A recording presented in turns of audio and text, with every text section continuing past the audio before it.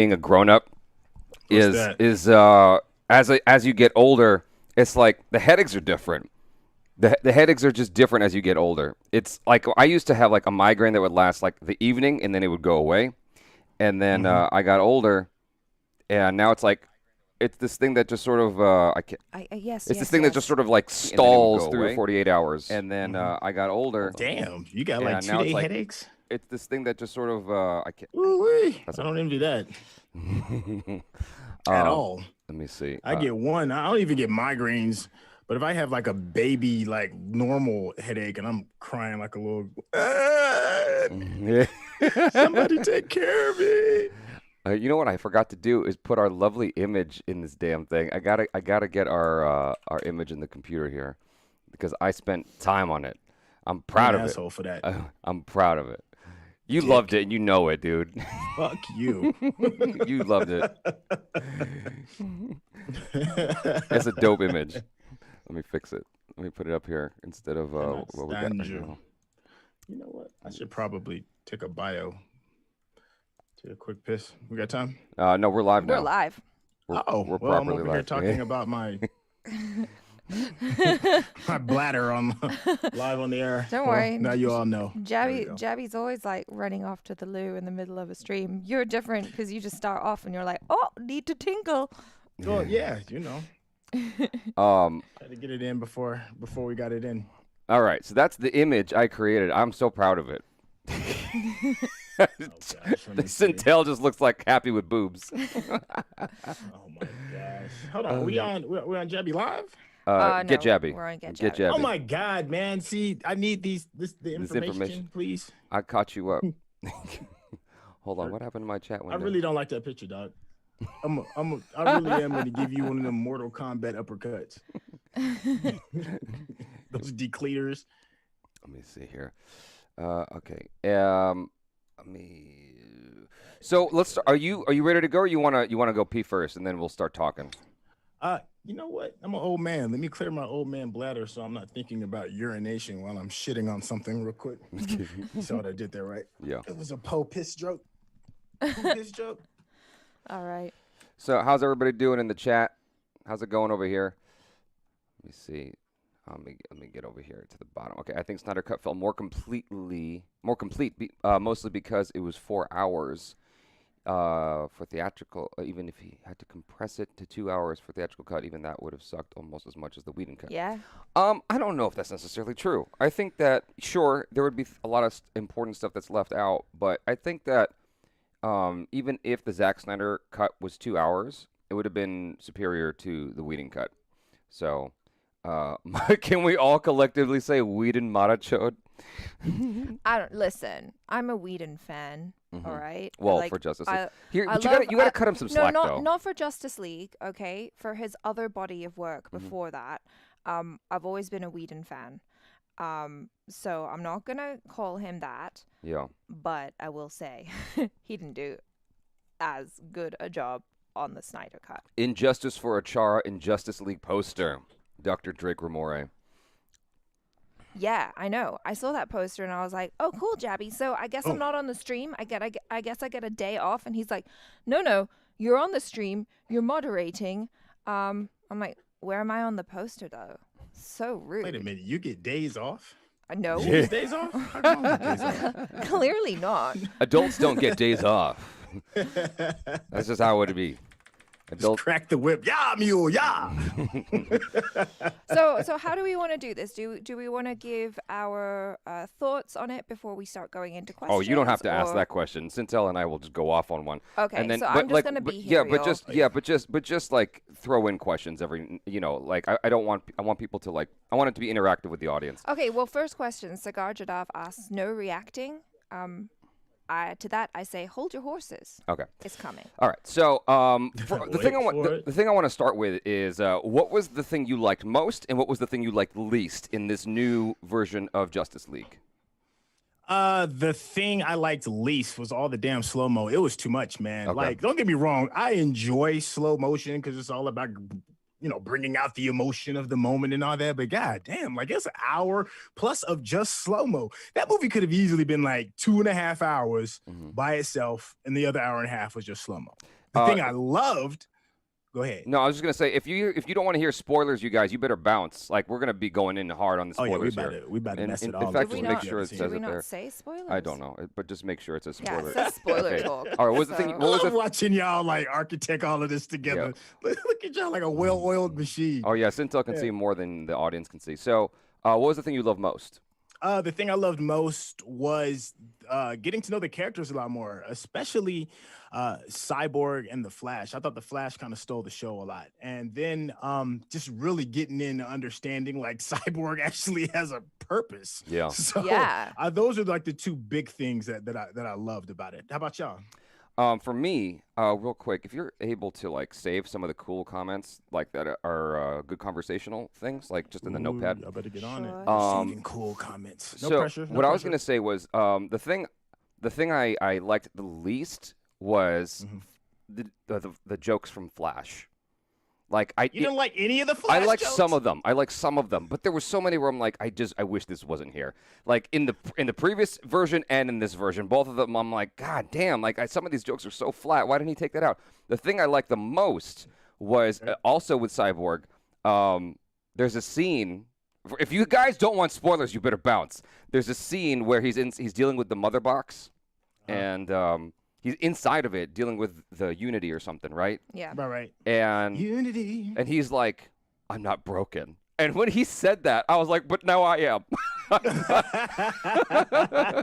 I nearly cried, dude, watching that scene. That was my favorite moment in the entire film. And that's when I realized that Zack Snyder finally got me emotional.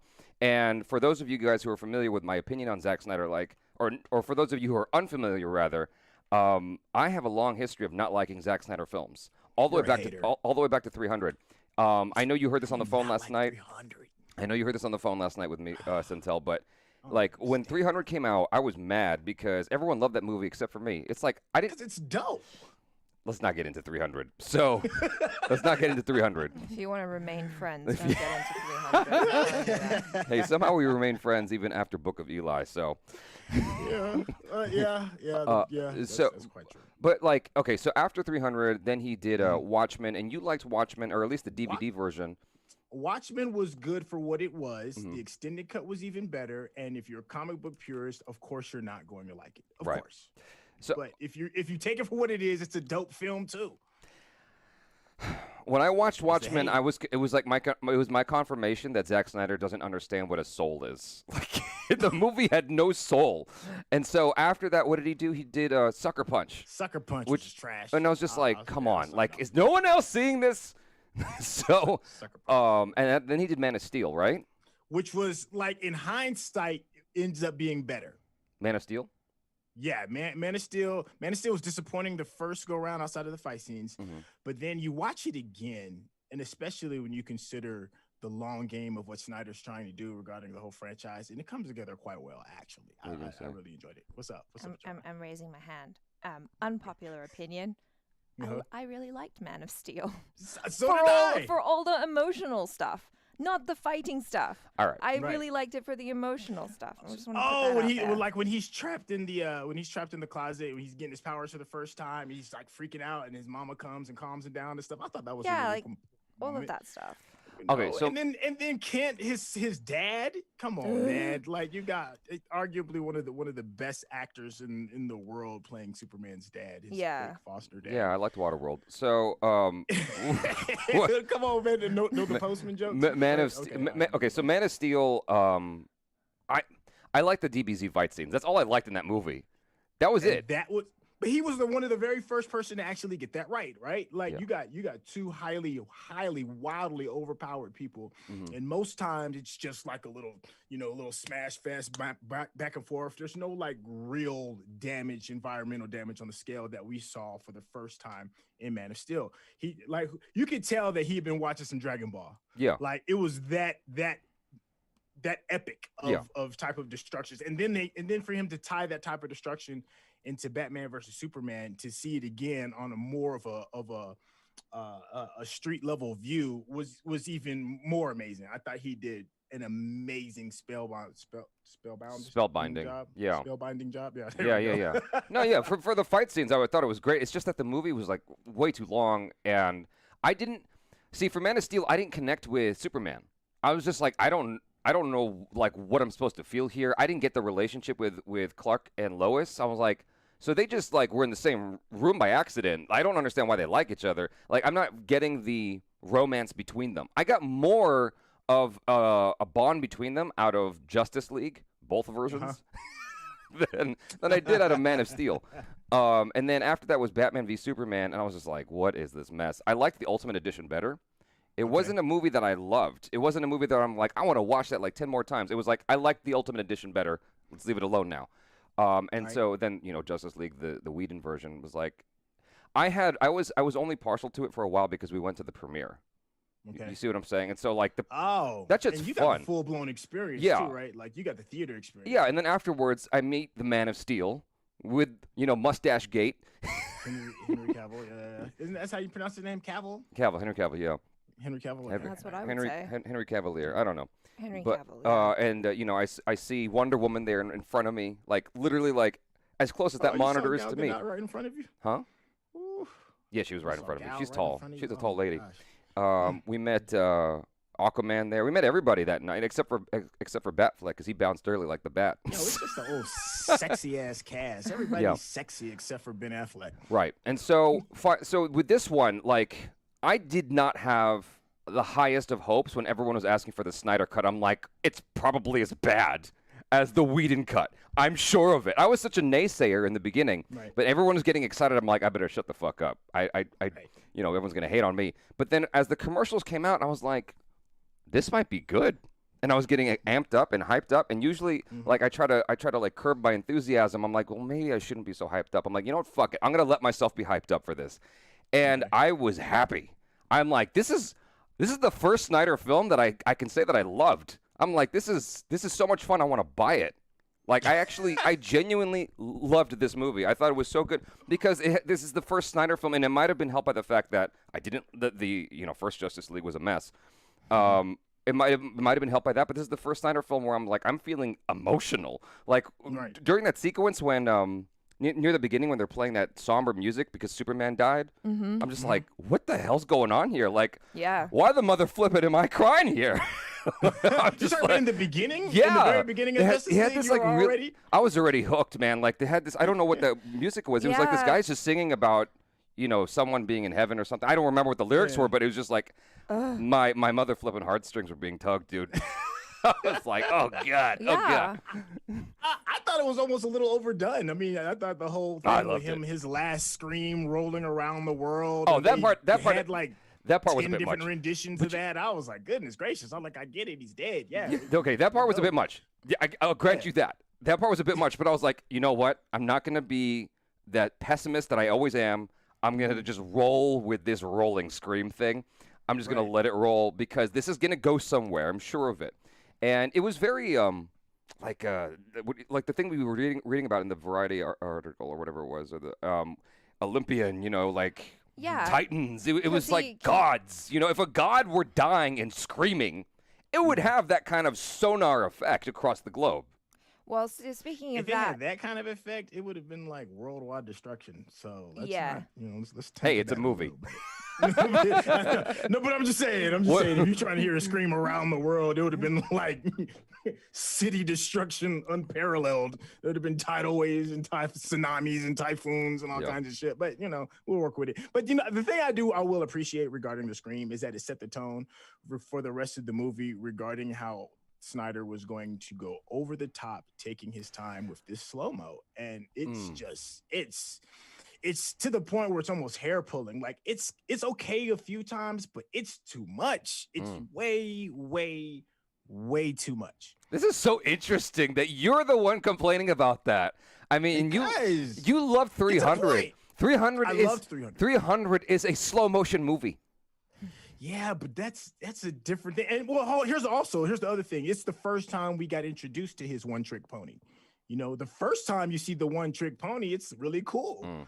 But then after 300, and then you see it in Watchmen, and then you see it in Sucker Punch, and then you see it in, man, it's like, okay, we get it, dog. You got to get you a new trick, man. Yeah. And then he overdoes it on this one. I mean, he already did it a lot in those previous movies, but it's like you can't go 5 minutes of just regular motion without some 15-minute long slow motion scene of Lois Lane drinking a cup of coffee. It's like, okay, so here's the thing, man. I'm fairly certain in previous Zack Snyder films, the producers are like, "Yo, you gotta like do less of this slow mo stuff," and so he dials it back. This is the instance where HBO's like, "Do you, boo? Do you all the way, boo? You want 4:3 aspect ratio that no one watches anymore? You do you, boo." Like I got a theory for that though. Okay, what's that? We'll talk about that later. No, we'll talk about the 4:3, the aspect ratio theory later. All right. Well, anyway, the scene with Flash where he's rescuing that girl. How'd you feel about that scene? Well, we finally get a chance to get introduced to, the love of his life. I mean, she's a sister in the TV show. Okay. And they made her sister again in the movies. So we got a chance. And I thought that was actually a good use of the slow motion because, I mean, of course, there's a hat tip to the Quicksilver scene in X-Men Apocalypse. I think that's what it was. Days of Future Past or one of those. Days of Future Past was the first one. Days of Future. Well, it's the one where Quicksilver's running around and it just absolutely blew everybody away. Yeah, it was the first time we saw that. Days of Future Past. Yeah, so it's like more of a hat tip to that. It wasn't as good as that, but this was more heartfelt than the Quicksilver. Oh yeah, one. for sure. And then to me, like it was the little things in that scene that made it absolutely mind blowing. Like when it initially started, when he first turned to get his attention and he blew his sneakers out, I was like, that's dope because that would happen if you don't have like that kind of special suit on to keep you from moving that fast. And if you're a science geek, you know that glass is a super cool liquid, right? It's actually a liquid that's just slowly dripping. And when he's about to run through the glass and he pushes it lightly, it looks like water. I love that before it breaks. I loved it. So I was like, damn, okay, y'all touching on all of this.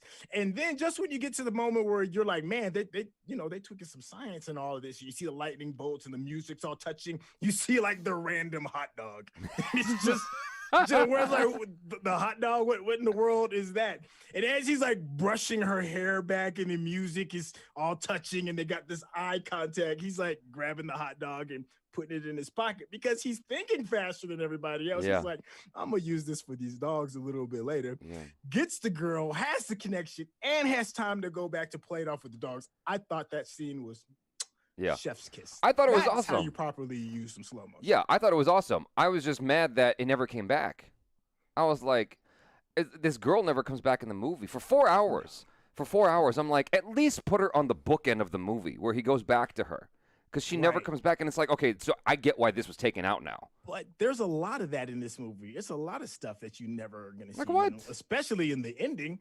No. Like, we're not going to see the rest of Snyder's vision regarding how he deals with Darkseid, the relationship with him and Joker, him doing that promise of tearing the car to fight Joker in the end. Okay. Aquaman. That's forgivable. Okay, that's forgivable. Like, it's a lot of unanswered questions regarding this. You just have to take it as this is going to be a one and done. Know what the possibilities could have been and keep it moving. Right. Because she was going to be, and she still may be in the Flash movie that's coming out too, right? Because he's got his own standalone movie. So we'll probably see Iris West is her name. We'll probably see Iris West again. Well, what Snyder said was that this is not canon. What the Justice League that came before is canon. So that's the only thing. Yeah, that sucks. It's the worst version. But in response to what you're saying is the stuff at the end with Joker and whatnot, I'm forgiving of that because it is the end of the movie to set up the next chapter. Whereas stuff that takes place in the first 2 or 3 hours of the film, if it doesn't come back, why is it there? You can say the same thing about the introduction of Martian Manhunter. Like, who cares? Why even bring him in? If he's not gonna, I didn't need that. If he's not gonna bow tie it in the end, like, then what's the point of doing it? Yeah, I think the whole thing is that Zack was just like, well, the studio was like, Zack, we're gonna gift you anything you want to explain the story and all of its nuances, regardless of if you're gonna finish the project or not. So he just was like, well, this is what you would have gotten, even though there's not going to be any more of it from here on out, which is very disappointing. Okay, so what were you saying? Oh no, I was just gonna say because there are a lot of people asking about your thoughts on the Joker scene. I loved it. And since you kind of started going into it, I was like, well, let's just segue into that then. Okay, I personally love the Joker scene. I thought that his performance of Joker there was so much better than Joker in Suicide Squad. I'll give you that. I liked that scene. You know what I didn't like? I'm such an old fogey. I didn't like the F-bomb in that scene. I was just like, why is Batman cussing? Why are you edgelording like this? Like, I don't need Batman to cuss. I'm not used to that. I mean, you got Batman using guns, so the guns doesn't bother you, but the cursing does. I'm fine with the blood, the guts, the violence, the destruction. I don't want him saying F words, though. Really? You got a man that'll break the back out of a drug dealer for selling a nickel bag of weed, but it bothers you that he says fuck. Come on, man. You got to think of the kids. Oh, man. I am not a Jared Leto Joker fan at all. I wasn't either. I think he tries too hard, and it shows. I think he's overly dramatic when he plays the Joker, and to me, it shows. I wasn't moved by any of that. Like, none of that. All I can say, every time I see him, I'm like, you're not Heath. You're not Heath. I know, dude. No one's gonna be Heath. But the thing about it is, I know that, but I'm just saying, there's no. I did not have that response when I was looking at Ben Affleck, and I'm not a huge Ben Affleck as Batman fan, but when he's on screen, I believe it. I'm like, okay, that's Bruce Wayne. Never has that thought come into my head. I'm like, that's not Bruce Wayne. That's not Bruce Wayne. When I see Jared Leto, all I see is that's not Heath. All right. So, well, with regards to with Jared Leto. In Suicide Squad, I didn't like him at all. After watching him in this performance, directed by Zack Snyder, I was like, oh, okay, I can see how he could be Joker. I'm actually buying into this way more than I did in Suicide Squad. Is he Heath Ledger? No, but I'm still buying into it. With regards to Batfleck, the first time I saw him as Batman, I didn't like him. I just saw Ben Affleck. I could not get invested in him as Batman. For whatever reason, in this edition of Batman, I loved it. I was like, I see Bruce Wayne. Like, I actually see Bruce Wayne in Ben Affleck, and now I'm actually excited to see him come back, as long as he's doing it under Zack Snyder's vision. Which is weird, because Zack Snyder did Batman v Superman, and I didn't like him in there. So maybe it was an evolution, and he's gotten better. I don't know. I think it also has a lot to do with how much the studio was reining these directors in. And because of the whole Snyder cut going crazy and them pretty much giving him a blank check, and giving him the ability to take as much time as he wants, he could fully be himself. It's probably the first time in that franchise where he got a chance to be his full artistic, authentic self. Whereas you're bringing together two monsters of franchises together, Superman and Batman. That had to be a headache between the studios to make sure everything had to be pristine and right. And when that happens, the art suffers. Right. Yeah. So. With this one, he just, they were like, do what you want. And that's why you're feeling the way. When artists are allowed to breathe, that's what you get. You get good art. Right. Yeah, totally. We got a bunch of super chats we should catch up on. I just wanted to throw one in here right now from Rishikesh Sarkondwa, just in case you guys didn't know. Joker's the one who kills Lois Lane and gets Superman all mad and under Darkseid's mind control, and Batman kills Joker because of the mess in the comics. So there you go. I'm not sure. He does that in Injustice. That is true. In the comic book series Injustice, that absolutely happens. We don't know how Lois dies. We see her crispy. She's all crispy and stuff. And then we see Darkseid put his hand on Superman's shoulder in that moment. And then we can assume that that's what's going to influence Clark Kent to become evil Darkseid's minion or whatever, henchman or whatever it is. But we don't know for a fact that it is Joker that kills Lois. Right. And Joker does mention it. He's like, I can't believe, she suffered so horribly and you let it happen. So I don't know. I don't know if that ties in with the Okay. And then Kartik Sharma says Justice League starring Jaby Beebus. Jaby Boobs. Boobs. Boobs. What are you talking about? Okay, I don't know. Your thumbnail, silly Billy. Oh, boobs. Oh, gotcha. Right. So I'm gonna kick you dead in your teeth for that thumbnail. Boobs. Hey, I gave you some nice. I gave you some nice titties, dude. I gave you some nice titties. That's what matters at the end of the day. I'd be happy with that. Cuckoo Chuku says, meow meow meow. Didn't I tell you it was worth a while? And Adarsh, I agree with you, man. Adarsh says, Flash spearing Aquaman was the best scene. Spearing Aquaman? Spearing? Oh, what? No. When, what's he talking about? Are you talking about when Aquaman runs Oh my gosh, our bad guy, our semi-bad guy. I always forget his name. Steppenwolf. Steppenwolf. Yeah, when you run Steppenwolf through with the trident, is that what he's talking about? Is that maybe? I don't know what he's talking about. Darsh, what are you talking about? Jay Shaw says Cyborg and Flash characters were so well compared to Justice League. Both of them shined in their chapters. Yeah. I'm so happy to invest 4 hours of my week. I agree 1,000% with that. I mean, particularly with Cyborg, because he had zero backstory that was interesting in the previous Justice League. Like, he just shows up and he's mad and he's got a chip on his shoulder. Well, no, dude's always sad. You got like a tiny bit, like a how sliver. He got there. It was and, terrible. Like, he was a jock, and it was terrible. Then now he's Cyborg. But here you actually so got to breathe and got to experience Cyborg, because like in lieu of having his own movie, like you actually got to see where he came from, why he feels the way he does, where all that resentment comes from, and you see like what he can do with this power. Like that scene where he took care of that random Hispanic lady who was like broke, about to be kicked out. My brother said he cried watching that. I was like, that's interesting. I mean, he was coming from a personal place for him, but I thought that was great. Like that is totally the kind of thing that gets lopped out of a movie because it doesn't need to be there. But because it doesn't move the story. Because it doesn't move the story along. But like with 4 hours to spare, I was like, we can spend time on this and actually like see where this goes. This rando that's not going to come back in the story. I was fine with that. I liked it a lot.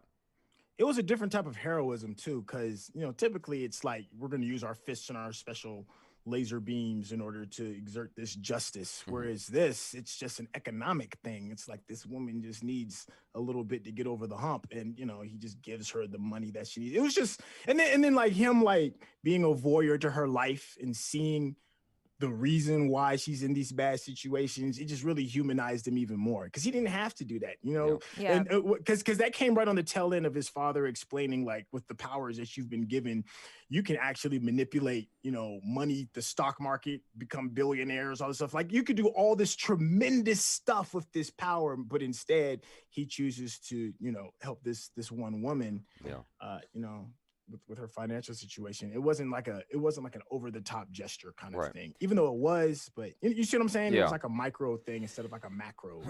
Right. And you can assume that he's doing that with other people, because this is happening like at the speed of light in his head, Right. So, I didn't even think about that. That's true. Yeah. Huh. The thing that I loved about this film that was sorely lacking in other Zack Snyder films for me, and even a lot of comic book films, is this had so much heart and it had a great theme running through it, which is family. Mm-hmm. It's like all the separate families, losing parents. Like, this was a running theme through the whole thing. Flash is disconnected from his dad. Cyborg is a strange relationship with his father and lost his mom. Clark Kent, I don't need to explain. Batman, I don't need to explain. Wonder Woman is the only one I think is still there was that relationship with her mother and her whole family, which is just like the Amazons. Right. But she can go back there. It's just like a boat ride away, so. Is it though? Because I don't understand why she doesn't go back. I thought it's she like was banished, obscured. Right? Yeah. Like in the first one, Wonder Woman, I believe that she I'm was ignorant banished. here. Like, as soon as she left, she was never allowed to come back. Yeah, because she was standing there with the arrow in her hand at the end and just looking out at the sea. It just like I was like, if she could go back, wouldn't she go back and be like, "Hey, Mom, how is everyone? Are you okay? How many people died? Like, what happened?" Aquaman is obviously, he is estranged from his father, because the whole thing at the end was estranged from his mother. Both. Because at the end, he lived with his father, right? He lived with his father after his mother left him. It sounded like something was, and then went back to control her kingdom, and then his father raised him. It sounded like something was off with his dad, because at the end of the movie, he's like, "I'm going to go talk to my father again." That was his whole thing at the end of the film, in the conclusion, the epilogue. Okay. So I don't exactly know. You know what? Speaking of whom, I thought Aquaman here was less interesting. For whatever reason, like, I enjoyed him more in his standalone movie. I kind of felt that too. And I even enjoyed him more in the other Justice League movie. He got more jokes in that one. In this version, I was like, he's an asshole. He's just kind of an idiot. Like, everything he's saying is the wrong suggestion. Never once did he suggest the right thing. He just showed up. And he didn't mean it's like I don't know what he really did in the movie that was awesome, other than flipping his hair back and beating up some of the No, he helped. the parademons. He helped. I mean, honestly, because like when he showed up to stop the water, stop the water, everyone's like, "Oh my god!" And then the water came anyway. I'm like, "Well, what did that do?" Like now you're just there. Hey, it bought them a few little seconds. bit of time. Yeah, it bought him a few seconds to go, "Whoa!"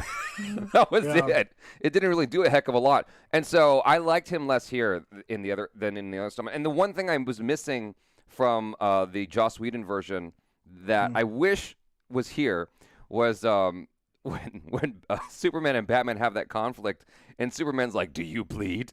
And then later on, Batman's on the floor like, "Definitely bleeding." Whereas here, Batman's just like looking at him. I'm like, "Dude, what are you, deer in the headlights? What's going on?" He's just waiting to die. You know what I'm saying? Yeah. He's waiting for Lois. What was like one of the biggest changes as compared to the Whedon cut?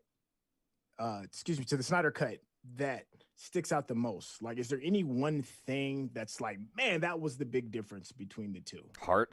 Yeah. Like just emotional heart. stuff. Emotion. Like there was no emotion in the Whedon version. It was like, but the thing is, like I initially was mad at Joss Whedon, and then I realized it wasn't necessarily his fault.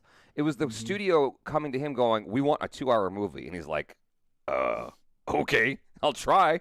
And he did what he could with what Snyder gave him to make a 2-hour movie. Well, it's like I've said. It's like, imagine this whole movie's been done with someone else's vision, and then you're asked to step in, and you're like, okay.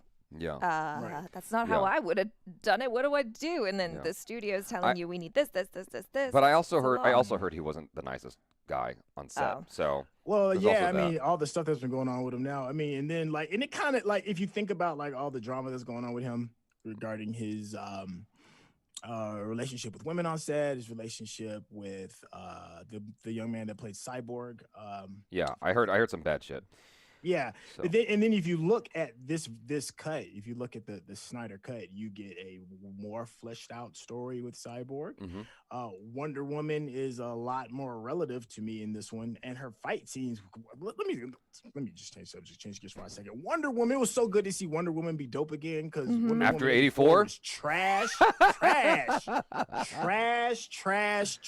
Yeah, and Wonder Woman is too dope of a character for her to not be represented properly. So it was good to see her like be herself again. Yeah. So it was fun. So with that bit of a hat tip. So yeah, I say all that to say, like, you can kind of see in areas where Whedon may not have been as inspired to put those people in the best light. I mean, and then you see the Snyder version, and you're like, oh, okay, that's how it should have been. He got J.J. Abrams basically because he didn't want to do the movie. I mean, he walked away from Avengers. You know, he did Avengers 2 and his Age of Ultron, and he's like, I don't want to do this anymore. And they're like, hey, would you take $70 million or whatever they paid him? I don't know what they paid him to do Justice League, to put some jokes in Justice League. So anyway, we got some more super chats here. Nevin Jacob says, what do you think about Nightmare Scene? You guys talked about that. Yeah, we talked about that already. And then Rishikesh said, wait, did you really go? You talked about really Joker, though. You didn't really talk about the Nightmare Scene. So let's talk about that. All right. Yeah. So are we talking about the end? Yeah. Okay. I was fine with it because it's like, I was actually looking forward to seeing the interaction with Joker because it was advertised in the trailer. As far as the movie goes, I don't necessarily need it, but as a fan, I was just looking forward to it. Does that make sense? Yeah, I think to me, because he was just allowed to flesh out his entire vision, to me, it was like a dick tease because we're not going to see any of that. So, you're just going to give me like cinema blue balls by showing me what could be. I think the movie could have been just fine without any of that. It might have even been stronger, to tell you the truth, because it doesn't leave you salivating for more for something you're not going to get. That's the thing. That's the thing that's the most irritating out of all of this. Yeah. It's because the table is set and you're ready to eat. You're ready to get these 2 additional parts in to finish this, and you're not going to get that. Yeah. That's more frustrating to me than anything else. Yeah. It almost is like, it's that whole better to have loved than lost than to have loved at all. Now I'm like, damn, maybe I shouldn't have even loved it all, because now you see what I'm saying? I'm emotionally invested in the story, and I want some closure. As a movie, for me personally, like just as a film, I would have taken out the stuff with, Martian Man or whatever his name is. Yeah. I would have taken out the stuff with Lex Luthor. Right. I would have taken out the ending bit with Joker. But like as a fan, not as a director or a writer, but as a fan, I enjoyed the interaction with Joker because it was like, oh, I'm excited for this version of Joker if this all comes back, because I think it's entirely possible HBO is going to look at the numbers and be like, we got 25 million more subscriptions out of this. So Warner Brothers is going to see them and be like, oh, there's a demand for more Snyderverse content. I think he's already let the dog out. Like we could talk about that, like what his total vision was going to be. He's already spoiled it. Yeah, but I think people still want to see it. So it's like the Titanic, then, right? You kind of already know the Titanic's going to sink. Yeah, it's about the adventure. See it. Yeah. So let's move forward here. Rishikesh says Joker's the one who kills Lois Lane and gets Superman. I read that. Kunal says we live in the society where Achara is just a flawless beauty. Isn't that right, Jaby? Joker. Ha, thanks. All right. Gamer Zero, where was Shazam? I don't know what the. We don't even mention his name. Dahar Mill, thank you for your super chat. Jay Shaw says for autumn. I know. Oh my God. I was just like. Yeah, that was heartbreaking. Yeah. But I really do think that's why when he came back to do the Snyder Cut, there was so much more of that emphasis on like family and then like that sad music and everything like that, because reading his what was it, the Vanity Fair interview, like it was just so apparent how close he was with Autumn, how much of a champion she was for like his movies and the superhero stuff that he was doing. And so yeah, I definitely felt that connection. It was just like it was she passed? Tribute. Like I don't know. I know that she died. We can't say it because it'll get the stream demonetized.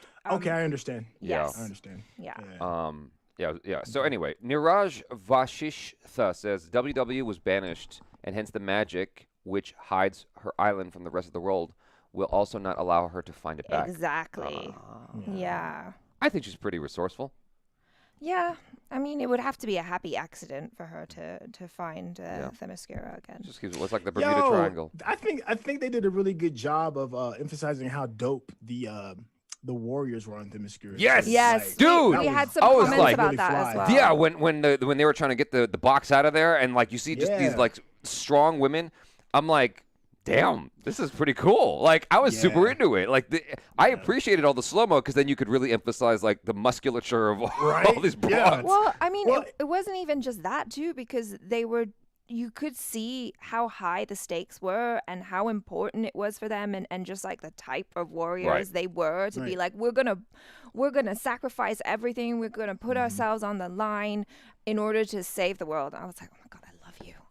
Yeah, and then it kind of like you said something that's kind of important. It's like they understood how high the stakes were, and here you've got like a collapsible building with no less than 100 warriors, arrows ready to get down for anything that goes down, and then you go all the way over to Aquaman's homeland, and it's like two guards eating a donut, watching the box. It's like, y'all know this is like important, right? Like. And then the other human box, Cyborg literally has it in his closet. Like, I'm like, y'all are missing something. Like, the Themysciran warriors was like, we ain't fucking around with Everybody else was like, he hasn't showed up in a while. I mean, I'm gonna just, make a coffee table out of the mother box real quick. That's great. Well, like even in the beginning when I was like, oh yeah, the Amazons are taking it so seriously. Even back then, I feel like the Atlanteans were taking it seriously, but then the humans were like, we're just gonna bury it in the ground. It'll be safe. Yeah. Like, what? Okay, so real quick. Oh, and also, hold on. And also on that, like when Cyborg reburies it in his own shallow grave, he buries it like 6 inches into the ground. Yeah. I was like, dude, people gonna walk by and see that open dirt just chilling, like nobody. Like, I need y'all to get better with your sneaking. That's pretty much what I'm saying. How did you feel about? Well, let me acknowledge some of these real quick because we got some generous folk here in the super chats. I want to say thank you to Therio, God of Rage. Snyder's Cut kind of made Darkseid less threatening for me. Power scaling is broken. Darkseid versus Old Gods, Ares, Wonder Woman, Steppenwolf, Superman. How is Darkseid a threat? I get that. I do get that. I'll go into that in a minute. I do understand that. I'll explain why actually right now, because there's a sequence where Wonder Woman is explaining to Batman the history of how everything came to be, right? Like she's got this long-ass war sequence, which I actually thought was cool. What I didn't like in that was Wonder Woman and Batman having a dialogue. Like, hey, how's it going, blah, blah, blah. Very, very normal talk. And then whenever it cut to the flashback of the war, Wonder Woman's like then talking in this weird monologue form, and it's very robotic, and it has no enthusiasm behind it. It literally felt like it was the first read of her going through the script, and then they just went with it. Like, fuck it. It works, you know?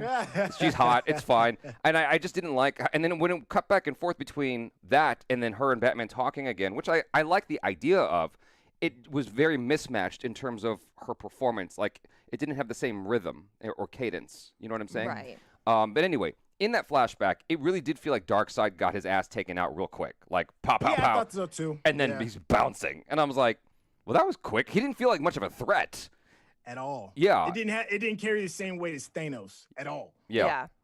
At all. Like, Thanos hit the scene, and then Thanos had some dope lines to go with it. Yeah. Darkseid just kind of looks menacing. He's just, and then he gets drug off to the side after he takes a bit of an ass whooping. Right. Whereas Steppenwolf, I liked him more in this version than in the previous version, because like he actually seemed to have some. He had purpose. He's like, I'm trying to get back into this club. You know, I got taken out. It seems like a cool place to be. I realized.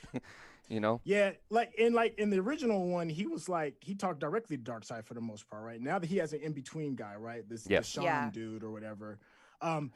They took away a lot more of his human features. He looked way more human in the very first cut. And this one, he looks way more monster-like, and he's way buffer, and then he's got that breathable armor that goes along with it. So just his presence and the way he sounds, it sounded a lot more menacing. It was a lot more growl and gruff to his voice. I just think they totally made him, but I wasn't feeling Steppenwolf at all in the first rendition of Justice League. But this one, he made himself known. Yeah. He was flat. Yeah. He was flat in the first Justice League. Yeah. In the Snyder cut, he just has presence about him, and you get where he's coming from. He wants back in. Yeah, you know, they got some good chicken wings. You can't find those chicken wings anywhere else. Yo, you know who the worst character is in this? What? The Lantern Corps. Yo, that dude in the very first battle with the Green Lantern dude. Yeah. He gets his ass handed to him. Literally gets his hand cut off, and then the ring dips. I'm like, damn, you didn't even really get any. You didn't get like too good. You didn't even throw a punch at the dude. You just tagged in and took an ass whooping. And then at the very end, in the back of the nightmare sequence, you see another one laid out. I'm like, y'all need to stop sending these lantern people. Either that or up the training. These motherfuckers seem useless. Real quick, Aditya Renus, thank you for your super chat. And then Kukuchuku says, difference is Steppenwolf didn't have a backstory as a villain. What the fuck would he attack a planet like Earth? Why? What? Why the F? Oh, why the fuck would he attack a planet like Earth is very important. Niraj says, my only issue with Snyder Cut, how was Silas Stone, his dad, knew in such detail what Cyborg will be able to do? I don't think he knew. Much better. He was much better, though. Yeah. He was much better. And then like, that's the other thing. Like, he was like a good cherry on top, too, because his monologue was the closing dialogue. It was great. It was in the epilogue. Yeah. And it tied into everybody's story, too. He was speaking to his son. He was reflecting to himself, and then he was kind of like speaking on behalf of all the other heroes as well. I thought that was very well executed. Yeah. I had a hat tip on that. What was interesting was his scene when he died, because when he sets off the mother box, I'm like, what is he doing? This is so dumb. Yeah, why is he putting himself in there? Y'all know he's gonna die. Like, why would you do that? And then they explain it. I'm like, oh, I'm dumb. Like, that was actually really smart. I mean, it worked with the movie. I liked it. After that, I appreciated it. I'm like, I'm just going to trust Snyder for the rest of the movie. Like, because anytime I was doubting him in the film, like, it actually, like, fixed itself for the most part. Like, I thought that was, like, really, really powerful that, you know, Cyborg had to watch his dad die in front of him. It's like so much what do you call it, emo in the movie. in the best of ways, man. But Niraj was saying he didn't like what he didn't like. Silas. He's like, how would he know what Cyborg would be able to do? He's a scientist. Science. I don't know. He's just sciencing Science. And plus, he's it's pseudoscience. It's pseudoscience. Like, Yeah. how in the world is Cyborg gonna know to connect to the mother box? I mean, it's some of the stuff you gotta let go. It's magic. Sideep Shetty says there's a line that Joker says, "How much more multiverse are you gonna fuck up just because you're not ready to sacrifice yourself?" Which is amazing. That is very key. I'm glad you brought that up. Okay, so there's a couple of things. One is when Barry Allen, the Flash, is saying that every time he gets closer to the speed of light, it does something to time. Right. So, and there was a couple of references. The first time when they brought Superman back, the second time, which was an amazing, dope scene of dealing with time and watching Barry Allen like go back into time and watch reality form under his feet. Oh my God, that was bananas. That was dope. Well, anyways, we can get back to talk about how dope that. I do want to talk about that in a minute. Yeah. But all that to say to Joker to be like, was Barry fucking with the timeline again? Because if you're a Flash fan, that's like his thing. He's always messing with the timeline. He's creating Flashpoint. He's doing where everything breaks down and there's these multiple Earths and all that. How many times did Barry go back to try and fix this situation and it didn't work? That to me is what the Joker was saying and how it implied is if they've tried, because you'd have to think, right? Barry would have tried if everything went to pieces. He would have been like, well, I could just, rewind time like I did before. So the Joker's like, well, how many more of these alternate variations of these timelines do you have to experience before you kind of like understand you're still a coward? That was actually a dope line that was written for the Joker. Unless my interpretation is wrong, I'm sure the chat's going to slay me on that. I don't know, but I just thought like that scene was super cool. I was actually concerned about the audience that's out there that doesn't understand the science behind like the speed of light and stuff like that, because like I've watched a shit ton of the universe by the History Channel, so I get like in a very broad way. Not the deep mathematical stuff, but in a very broad way, I understand the speed of light and what all that means. The movie didn't do a very good job of explaining any of that shit. They just did it. And so he's just walking backwards through time and whatnot. I'm like, I get this. I don't know if anyone else gets this, but I'm loving this because I get it. And seeing all of it like reform together and stuff like that, and like you're saying, I'm just like, this is so cool. Like I never saw this coming in the film, and it really emphasizes the teamwork of the Justice League, which we didn't necessarily get in the previous one. Can we? I need to read a couple super chats. I don't want to talk about Superman. Natika Bala says, "It's your boy Syntell. Good to see you." Yo, what's up? It's your boy. And then, oh shit, it just jumped forward. You already read that one. Top Secrets? No. Surprised no one's talking about the Whedon sacrificing screen time of the black folk and women in its cut. Flash falling on WW's boobs in the theatrical cut. That scene was filmed with a body double for Gal. Oh, really? I could believe that. That doesn't surprise me at all. Actually. Why? He's not even into the course. Like, why would she care about that? He's not even into chicks. Well, hey, if someone falls on your titties, I'm sorry, it hurts. All right, I don't want to talk about that. I'm not a girl. I'm not a girl. I'm not a girl. And if you got a stunt double to do, what are they called? Stand-ins. You got a stand-in to do it. It's probably it was sit in a trailer. I'm willing to bet if it was a double, it was probably my friend. I don't want to say her name just in case I'm wrong. But surprised no one's talking about the Whedon sacrificing the black folk. So I guess that's true because he didn't give Cyborg his backstory in the theatrical cut. But that's not necessarily. I wouldn't necessarily say that's racism because they took out Cyborg's backstory. They took out the Latina chick who's suffering financial problems. They took out the Asian dude for the most. Is he even in the original cut? The Asian guy that takes over the facility at the end of the movie? I don't remember. I can't remember him. I saw him. You're talking about the guy that works for... that works with Silas. And Yeah. Isn't there like slightly... No, they only show him that one time, right? Dang, I don't remember. Yeah, well, the fact that you can't remember him from the theatrical cut says everything.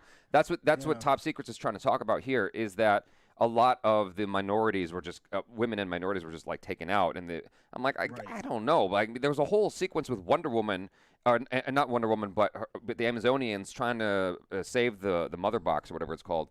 Like that sequence was still in the original Justice League. It just wasn't as emphasized. Right. Well, there's tone, and as a director, you you maintain the tone, and Yeah. he may not have wanted to take in the necessary amount of energy to have that emotional connection because he was done with that situation. Yeah. I don't want to assume, excuse me, I have to assume that's what's going on because it's hard to not see it, right? Like you see Cyborg's story way more fleshed out. You see Diana way more interesting. You see these things. You can see the difference. So there has to be a reason. I'm sure there's a real good reason. Maybe they just wanted to. I think it's because it's time and they had to leave it on the editing floor. Exactly. That's exactly. But you can't deny the fact that you see the difference, though. You see the difference. There's a difference. But I don't think it was informed by racism. I really don't. I think that Whedon and the studio were just trying to have a 2-hour movie. Right. And that's it. Maybe. I'd hope you're right. I would hope you're right. Because I don't think Whedon's a bad director, and I know he's getting drugged under the mud. I don't think I'm not going to sit here and be like, all of a sudden, Josh Whedon's works are trash just because these things are happening to him. I still respect him as an artist. Yeah. So I want to think that's what it was. They just had to leave it on the cutting room floor. But I'm also not naive to believe that there is a possibility that he held a grudge and it reflected in the art. That's just a human thing. The joke of Flash falling on Wonder Woman's boobs, I don't typically like those kinds of jokes, but because of the way that he played it, Ezra Miller, the way he played it when he stood up, I thought was hilarious. He's really funny. And it was one of the few instances that I laughed at Ezra Miller. Because like there's a handful of instances where I actually found him funny, like when he's coming around when he's flanking Superman, he's coming around. I'm glad they kept that. And then Superman looks at him and he's like, "Oh!" I thought that was great. That made me laugh in both versions. And even when he stumbled too, when he helped Wonder Woman push her sword back when they were falling, and then he's all like, "Yo, I did a good job, and I did it for this pretty lady," and then he trips on the floor. He's just like, come on, man, your whole world is slow motion. You shouldn't be tripping. Darmill says when Darkseid got hurt by the axe, he wasn't Darkseid back then. He was on his journey to become Darkseid. He was against the old gods. Right. I don't know. He still got his ass beat. He still got his ass beat. I think they still needed to set up. They needed to set up that he was this destructor, like that. He could like just take out hordes of people like that. That's why we're afraid, because of that. So if you don't establish that, that's like you're missing out like on an opportunity to make you're supposed to be like, oh my gosh, my heroes are in trouble because that dude is fucking crazy. Yeah, that's true. Show, don't tell. That's why this is a visual medium. Show, don't tell. I don't want to hear how dope Darkseid was. Show me. When you got a chance to see that Thanos was for real, he was on a planet. You saw the people lined up and he was taking out half of them. You saw it. It's like, oh, he's about that life. Well, you didn't get that with Darkseid. Well, you're told about the things that he can do, and he gives a menacing scowl. That's just not enough. Well, in Avengers, they did it in a very interesting way because what they did was over the course of the several Marvel films, you know how dope or how strong Hulk is, and in seconds he takes out Hulk. You're like, oh. Yeah, without even the full gauntlet. Yeah. He's just like, we could just do this. Yeah. Exactly. Yo, and you know it was going to be bad when his homeboy was like, no, let him fight. Yeah. You got this. Exactly. That's when you knew it was like, oh, you about to whoop the Hulk ass. Yeah. So much so that Hulk couldn't come back the rest of the movie. Oh, he was like, no. Yeah. We needed that. We needed that with Darkseid. We didn't get that scene. Man. We needed some semblance of that. Just a little bit. Go ahead. So, just a quick thing. So, it's my understanding that this Justice League version right here was supposed to be 2 separate movies, right? So, even though it's a 4-hour movie, is it safe to assume there probably could have been an additional hour of content if you did 2 parts, made each movie like 2.5 hours, and we would have gotten a different, even more of a more fleshed out story? I don't even know where you cut that. I don't know where you make that 2 parts. Well, that's what I've heard. That was initially that Justice League was supposed to be a 2-part. No, it was. I just don't know where you'd have that. Like, there's no point in the movie that feels like the middle of a season. I see what you're saying. You know, because like, okay, you go back to something like 24, 12 episodes in. It feels like, oh, this is a halfway point. And now we're starting a new story. Or like in an Indian film, you have your intermission, and it feels like a halfway point. There was no point in this film that felt like that at all. We just got hit with a generous super chat from Niraj Vashish.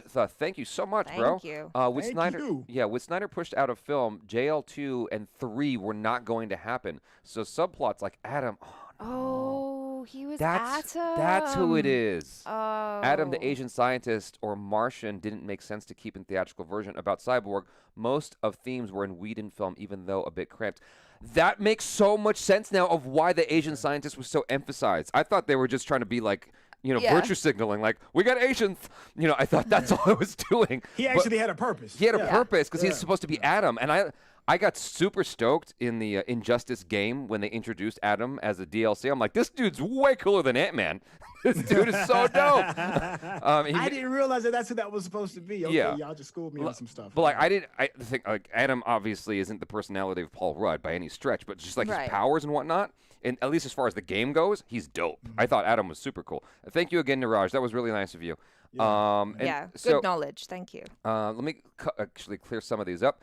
Nikhil says, don't you think when we have some technical knowledge of movie making, we tend to nitpick a bit much? Absolutely. Yeah. Totally. Oh, yeah, absolutely. You're absolutely right. And that's what I tried to not do. I tried not to do that with this viewing. I just wanted to, as a fan, I wanted to just appreciate it as much as possible. Were there things as a director where I'm like, that's dumb? Yes. Yeah. And we need to talk about that, particularly the 4:3 aspect ratio thing. Aditya Renu says we need a Batfleck Deathstroke Joker movie. Yeah, I'm into it. But I think that's what the second one was going to be about, right? The second one, like, are we going to talk spoilers? Like, the full... Yeah. We're gonna do that later. We've been doing it, dude. Spoilers. No. I mean the additional spoil. Okay, so. In terms of other films. Well, yeah. So the initial, according to Snyder's version, I'm trying to say this really, really quickly. Okay. In the second one, it was supposed to be the after you got out of this Justice League and you got into the next part, it was supposed to be Darkseid hits planet. He comes to Earth, and then it's that story, right? Yeah. And then after that, when they're about to close Darkseid out, Batman sacrifices himself. Lois and Clark have this kid. They name the kid Bruce. He becomes like the next Bruce Wayne. Okay.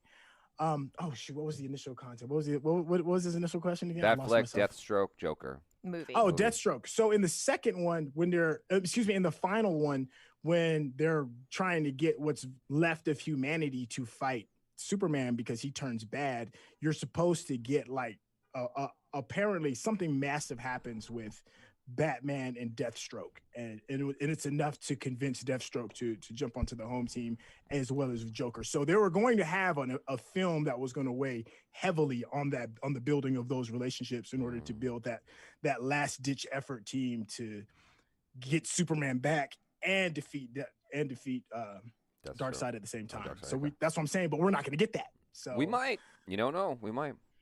Movie Lover says Joker kills Robin because of this Batman is broke in BVS. What? Can you read that again? Can you read Joker that? kills I think Robin they were supposed to explain that too, right? Like how Robin was killed. Yeah. Well, they certainly mentioned it. They mentioned it, yeah. But I want to say Snyder's vision, like all those questions were supposed to be answered. Yeah. I mean, I believe it because since he was answering so many things in this movie, like if he'd had the opportunity to just carry on the whole thing. Right. Koay Black One. It's like blue balls. It's like, why? Well, just be patient. We can't finish. Be patient. Be patient. Just wait 3-4 years. We'll get some more. Koay Black One says, thank you for your generous super chat, Koay Black. He says Darkseid was weak in the early fight, because that was his early self called Uxas, who was not a god like when he became Darkseid.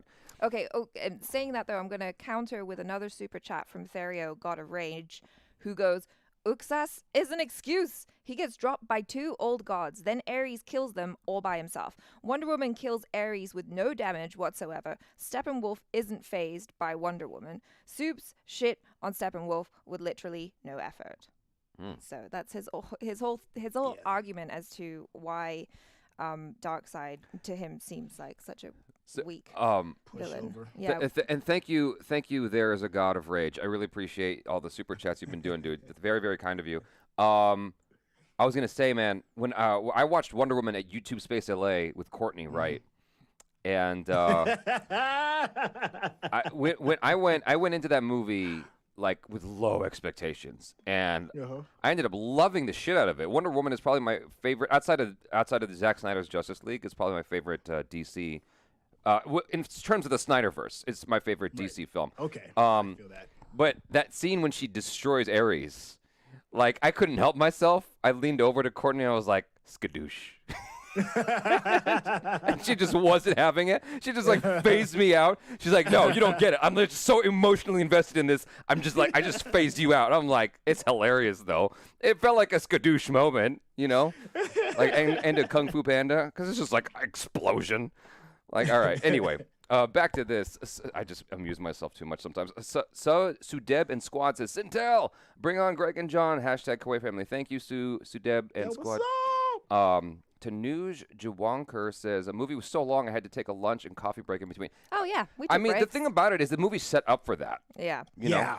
Those parts, I thought that was brilliant. Yeah. Because I can't imagine, it probably wouldn't have got as much good fanfare if it didn't have the parts broken up, because people would have been frustrated and they would have felt obligated to waste 4 hours of their day in one sitting. Yeah. With the part system, you can, take in 2 parts. HBO, take in another 2 parts. HBO kind of frustrated me a little bit because I didn't feel like I was getting a 4K stream. Like I didn't feel like I was getting the best quality stream, which is why I want to buy it on 4K Blu-ray so I can watch it again properly. But the thing they did right with HBO was they actually had chapter points where you could jump to. Yeah. So. Yeah. Well, let's talk about the visuals for a second. Let's talk about the aspect ratio.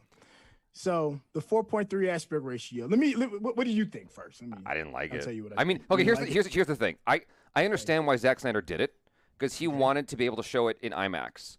But the thing is, he didn't shoot it in IMAX. So I remember watching The Dark Knight in IMAX and Dark Knight Rises, I believe, in IMAX.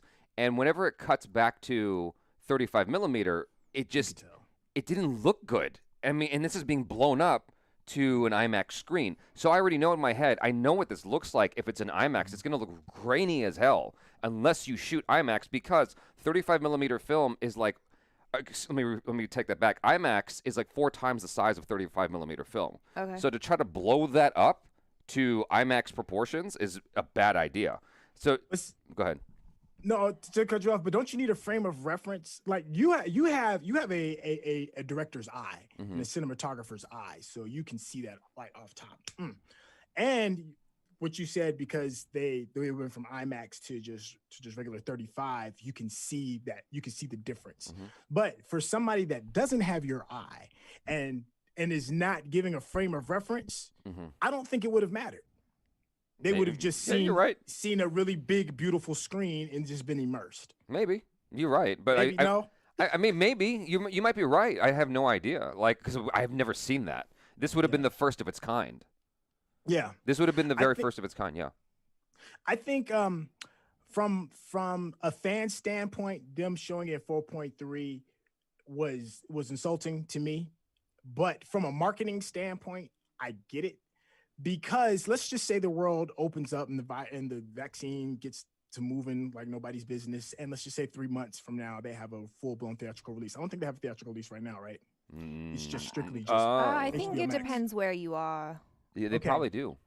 So based off of the numbers, like if you're a fan and you're all in and you're invested, because there's also a certain type of people that's going to really watch the Snyder Cut, like diehards are going to really like watch it. And if you're watching that, in the back of your head, you're like, I'm being robbed right now because I'm not getting the full experience. I will be willing to pay $25 or however much it is to go to the IMAX to see the IMAX experience, to see it in its truest form.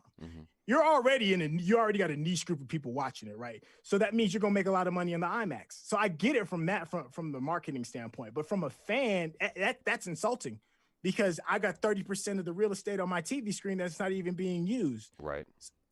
You see what I'm saying? Yeah, but that kind of happens anyway when you're watching films in widescreen. Yeah, but it's different, I guess, psychologically, to see those big, gigantic bars on each one of these sides and to see the widescreen. At least a widescreen, your brain is still being tricked into thinking you're getting a movie theater experience. There is nothing in your brain that's going to see 4:3 and say movie theater experience. Right. Unless you're watching it IMAX. Right. Well, because your eyes are this way and not this way. It's just a money grab. No, man. But widescreen does make sense, and I'm very partial to widescreen, but that might be conditioning because my dad was a movie buff. Like I remember growing up, and a lot of people didn't understand what letterbox was. They didn't understand what widescreen even meant. They couldn't see a difference between 4:3 and wide. I'm like, are you dumb? And now everyone knows. Everyone gets what 16:9 is, and a lot of more people understand what 2:39 is versus, whatever. Right. So I personally didn't like it. I would have rather had them crop it off or shot it anamorphic. I think that would have been a much better way to go. Or shoot in IMAX. Like don't shoot on film. Shoot on IMAX. So do you know why Christopher Nolan shoots IMAX on film and not IMAX digital? No, I don't know that. So he's first off, he's very partial to film. He's extremely partial to film. He thinks the look of film is just so much nicer and more lifelike, and I agree with him. The thing about it is IMAX film cameras are really, really loud. And so he can't shoot his intimate dialogue scenes in IMAX. That's why he's cutting back and forth between the two formats. It's not so much a money thing where he can't afford IMAX. Warner Brothers can afford IMAX. But it's those intimate dialogue sequences where he's got to go to 35 because the camera's quieter. And until they get that under control, that's just how it's going to be. If you shoot digital IMAX, that's not a problem. You can do the whole movie in IMAX, as we saw, I think, with, what's it called? Hunger Games, the second Hunger Games. I think that was shot in digital. Okay. And that's why the second half of the movie is all IMAX. You can get away with that. And so I don't know if Zack Snyder is partial to film or partial to anything, but I mean, Christopher Nolan was a producer on the movie. So maybe that's the reason why he decided to use the 35 millimeter thing the way he did instead of just shooting IMAX digital. I don't know. Well, here's the real question regarding you. If they do release it to IMAX, are you going to see it? Yes, absolutely. Then there's your answer. There's your answer as to why they did it. Grain be damned. That's what I'm saying. I want to see. And I am too. I'm gonna get a catheter installed so I can watch this fucking movie. We're gonna Dumb and Dumber it with empty beer bottles. I don't care what I got to do. Just let it go, brother. Yeah. They need to do like Indian movies, dude. They need to have a proper break in the middle with an intermission. They will. They will. Bro, I was just saying that, man. I was just saying that to another friend of mine. I was like, listen, the one of the many things that I love about Bollywood is that intermission really comes in handy, and it gives you a time to like process too a little bit, process what you just got done seeing and have a quick conversation to the person you left to the right, get some drinks, all that, and then resets you. It like resets your whole interest level. Yeah, that should be incorporated more in American cinema. Not to derail this conversation, I was listening to a podcast this morning that was talking about the importance of commercials, which was very interesting. They were talking about how when you watched a TV show back in the day, you had commercial breaks so you could process what you watched and then come back to it. Now everything's crammed together and you have no, appreciation for what you're watching anymore. You just blow through it, then you move on to the next thing to binge. There's no breaks anymore. So and think about like the really super old school Hollywood, where almost most films back then had an intermission because they had to change the reels before they did the dual reel thing. The technology made it so that you didn't have to officially do the wrap over. Right. But back then, you did have intermissions, and that's just a part of it. And you see the little box of Coke and come out, let's all go to the movies. I want that back. That does need to happen. So Niraj says that line from Joker was for Batman, not Flash. Yeah, I mean, it was for Batman, but I guess what Syntell was saying is like with Flash going back in time and stuff, like they could have had different outcomes, right? Yeah. So Archipel Ray says there was a lot of foreshadowing in this movie. Final Flash, time travel, and time reverse during Superman Resurrection. Lois being pregnant by showing pregnancy kit. Yep. Cyborg's vision of dead JL, and epilogue. Yeah. That was a lot. That thing with the pregnancy kit was sly because it's like it was sly. You could have missed it. I thought did you not like nearly miss it? And I was like, oh my god, that was a pregnancy test. And actually, like, you got it backwards. It was the flip. I saw it. I saw it too. But I called it out. Okay. What up? And according to like Injustice, that's one of the things that makes her death even more tragic because she is pregnant, and then when the Joker kills her in Injustice, Superman really loses his shit. Yeah. So it was like a double whammy. So and then that would have been a cool setup. Top Secret says he had time to add that scene with the white family in Russia and other such useless scenes. That sacrificed these other important scenes with women minorities to make way for those in his cut. Huh. Oh yeah, he's talking about the Whedon cut. I didn't even with the family from the Russian family, right? Yeah. I never understood that. I was like, why is this even here? Why do we even care about I completely forgot about that.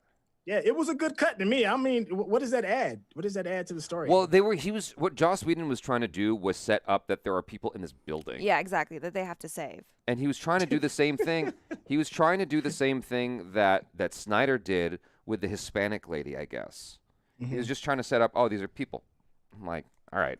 Well, it was funny because the Snyder cut is and then the next thing you know, you see Cyborg barreling down the street, just knocking entire buildings down to get the parademons off of him. So he was like, pretty much like, fuck this building. Yeah. But, all buildings matter. So you have to be careful. The Ninja, the Sinful One says the best change, in my opinion, is that they showed each member's contribution to the team instead of just having Superman show up and save the day. That is very true. That's true, yeah. That is very true. Somebody explain to me Aquaman's contribution, other than him not being able to hold down some pipe water. He had the water held off for a second so they could look at him.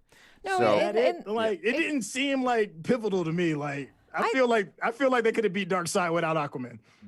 I don't know. I feel like he in the last fight scene he contributed. There was cool fight stuff going on. He was involved.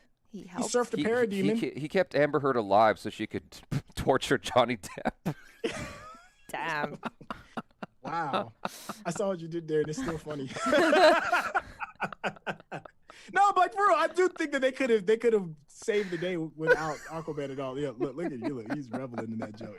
Listen, you need everyone, okay? You need everyone. So proud of you, Amber Heard had all her lines lopped out of this movie, and it was great. She had but 2 words to say in the entire film. I'm like, this is perfect. Just have her look confused to the entire movie. That's all she did in this movie, outside of the dialogue. Oh, that's another improvement, actually, because in the Whedon version, Aquaman just shows up and has a conversation with Amber Heard. It felt like it happened really quick, whereas here it was a little bit more harrowing for Aquaman to get to her to have that conversation. Right. I just thought it was better built up. Mervyn Edward Wasn't her is like hair a lot Aquaman? more red too? It was. I hated it. Like they changed her hair and she didn't look like the Little Mermaid anymore. Thank God, because when I watched Aquaman, I was like, you have all the budget in the world, Warner Brothers, and you couldn't afford anything more than a Party City. Hey, all that money went to the mustache. What the hell? All the money went to the mustache. So Mervyn Edwards says Aquaman impaled Steppenwolf. Yes. I'm like, he was important. Superman already blew his horns off and beat him up. There's a full moment where he's sitting on his chest and he's just beating the shit out of him. And everybody's just sitting there looking at him like, yeah. Give him that work. So I don't really think Aquaman would have been that pivotal if he didn't really impale him. I think Supes would have. Do you think it would have been too much if because Steppenwolf got part of his head chopped off, right? Yep. Do you think it would have been too much if he was stumbling around because it's his weight's off? If you take out an animal's tail, it has a harder time. If it's part of their balance. Oh yeah. And so I'm sure it's he's imbalanced now. He'd been walking around like this, no? Because his head's all heavy on one side. Is that too much? I'm just being real. I don't understand. He's got to be like this now, walking around, holding up his head. I don't know. But anyway, the Ninja, the Sinful, thank you for your super chat. Really appreciate it, man. Let me try to. Oh, we got some catching up to do here. Yeah. Yogesh Nikam says how Darkseid forgot that Earth was the planet he faced where he faced his ultimate defeat, and Steppenwolf tells him about the Earth is the planet he's looking for. I got confused by that too. I feel him on that. I'm like, you can't even get some breadcrumbs. You've conquered hundreds of thousands of planets, and you just all of a sudden lost this one with the most important artifact in the universe, and you just can't find it. That seemed a little weird to me too. I thought that was a little off. I mean, if you visit 100,000 donut shops, and you forgot your wallet at one of them,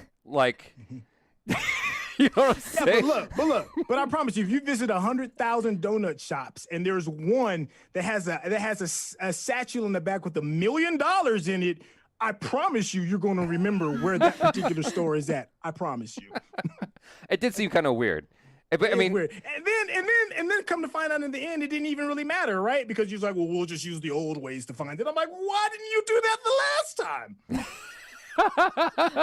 We'll just use the old ways to find the planet. No, not to find it, to fight it. To fight. Yeah. To fight. He was bringing the armada. Okay. Because they were going to use the mother box to be wipe it out, like a snap. But he's like, we'll just duke it out. That's what happened there. Not finding anything. So does he really want to duke it out? We saw what happened last time he tried to duke it out. He got his ass beat. That was bad. That was badly You set want up. to jump on that box again? I know. I'm going back. No, but that was badly set up. I mean, I agree. And they needed it to look like that scene when they almost got Thanos' glove off. Right. You know, it needed to be that harrowing. Like, oh my God, Chris Pratt, please don't fuck this up. Like, they needed that kind of scene in the movie, and they just didn't have it. Yogesh says, how Darkseid... Oh, yeah, we read that just now. Niraj says, Martha going and talking to Lois about moving on makes more sense than Martian taking Martha form and doing that. Didn't understand that motivation. I didn't get that either. Yeah. I was confused by that. They had to force Martian Manhunter in there, and it also reveals that Martian Manhunter is that general that you saw in Man of Steel. So Martian Manhunter has been in the game since the word go. It's just a way of just proving it that he's still like the man behind the scenes making things happen. The only reason I was fine with that is because I like that actor. I think he's a cool actor. But I didn't think he needed to be in this movie at all. So with Martian Manhunter, is his power able to like read people's minds and know what they're... I mean, I know he can read people's minds. I know he's an empath, but like... I don't know anything about him. Like, he knew a lot of details. He knew a lot of details about what was going on in Martha. Okay, that seemed way too detailed for you to just get off the cuff. That scene, that scene, which had to be a pickup of Ben Affleck and Martian Man talking, because Ben Affleck just looked totally different. They forgot he looked healthy. They forgot his grays. They forgot to put his grays in there. He looked healthy. It looked like you could tell like he was still doing the rehab in the other shoots, and then he had finished rehab in that pickup because he looked healthy and fit. And I was like, yeah, bro. Good for you, man. When he goes, I go by another name, Martian Man. I could feel that moment of like the audience cheering, and I'm just confused. Yeah. Like the end of I guess it was Avengers Infinity War when Sam Jackson gets taken out by the snap, and he's got and the pager shows up on the floor, and you see Captain Marvel's logo. I heard that was a moment where like the audience was cheering, and I'm like, I don't know what this means. You know what I'm saying? That's what Martian Man's name revelation was for me. I'm just like, I don't know why I should give... Martian Manhunter? Martian Manhunter. Martian Boy. Like, I don't know why I needed to give a shit. Martian Manhunter's dope, though. Is he? Like, I don't know anything about him. He is a dope-ass character. Okay. Oh, cool. Yeah. So I'm looking forward to it. Shape-shifting, empathy. He can, like, materialize stuff. He's pretty fun. Empathy. Empathy is a superpower. Every lady's ideal superhero. Exactly. He understands. You've got empathy. And so Niraj says Zeus and Ares are not old gods. They are earth gods created by same phenome, which created new gods in Darkseid, the God Wave. I don't know what he's talking about. Yeah. I don't know the dogma with the Greek gods in the DC universe. So I mean, I know what it is in the like traditional Greek mythology. Right. I'm like, oh, if they're not old, if he's talking about old gods, then are you talking about Titans? But I'm like, I don't know how that applies in DC because I'm not that. Adichie Renus says, shout out to Ray Porter. Darkseid's voice was awesome. Raj Patel, thank you for your super chat. Raj Patel again. Uxas becomes Darkseid when he gets Omega effect. Uxas faced Zeus, Ares, Artemis, Lantern, and many armies. Ares in Wonder Woman was weak because he got jolted by Zeus. Gotcha. Okay, thanks for the knowledge. Good to know.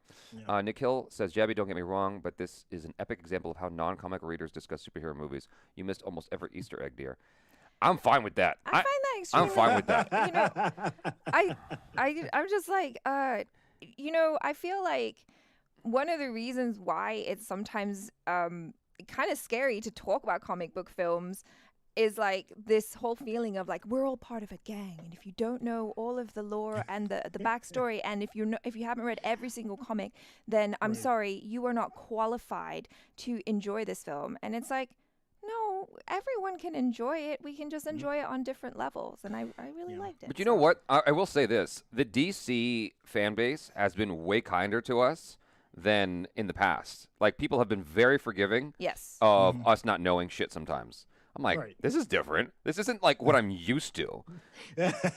I'm used to people being very toxic in the comments and like just jumping down my throat. Like, I remember we did a reaction to the Punisher trailer, and and there was some music playing. I was like, is that Nirvana?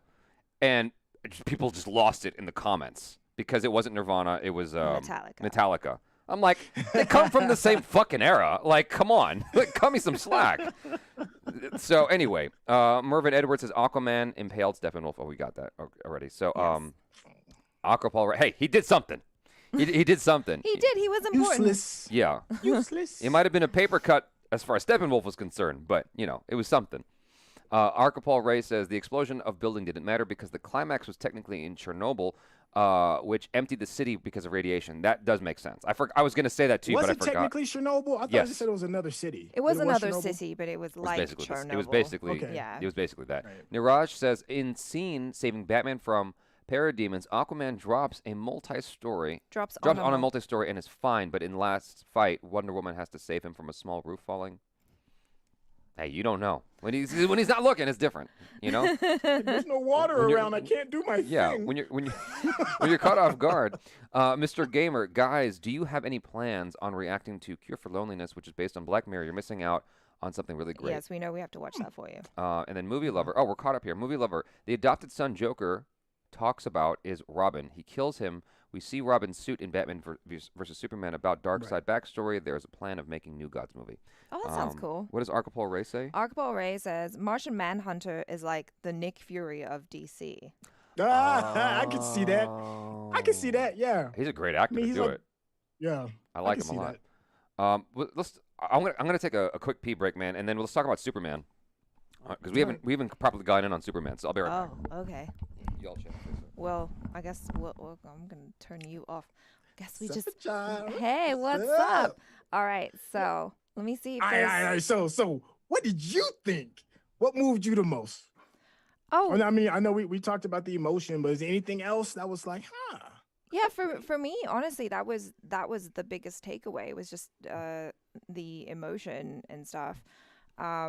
There's something here that someone said from a long time ago. The Vadant 05 says Martha and Lois's scene had much realism and much was more emotional in Snyder Cut than in first version. I mean, that's the type of stuff that I really liked in the movie, and I loved like kind of the family theme that was going throughout it, because I feel like it just made it like that much more relatable, Right. Like, because a lot of the time when you're watching DC stuff, and maybe this was just like the way I've kind of viewed it in the past, is that a lot of the DC heroes, they're so strong, like Superman is basically indestructible, and like everyone is just like Olympian god status, right? And then when you add in the stuff about family and those kind of conflicts and whatnot, you're like, oh yeah,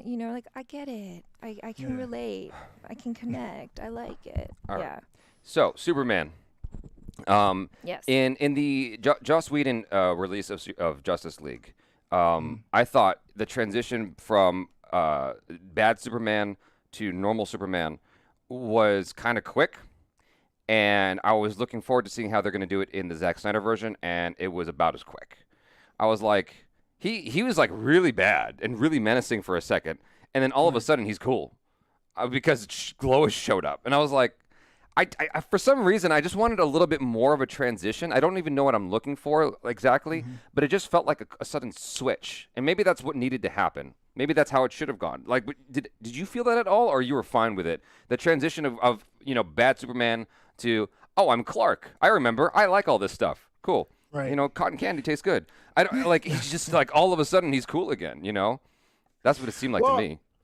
Well, I mean, you got to keep in mind, I think he was still processing everything, like trying to figure out what's going on, why am I here? And then when Cyborg shoots at him, then it's like he just went into just full-blown fight or flight, and he's going to fight. Yeah. And he's going to close out everything. So it's just blind rage. And then he gets to the point, I think there's that moment when he's like walking down that little aisle before he gets to Batman, and each person comes up to him, and he's kind of like, y'all are just weak. I don't even have to deal with y'all.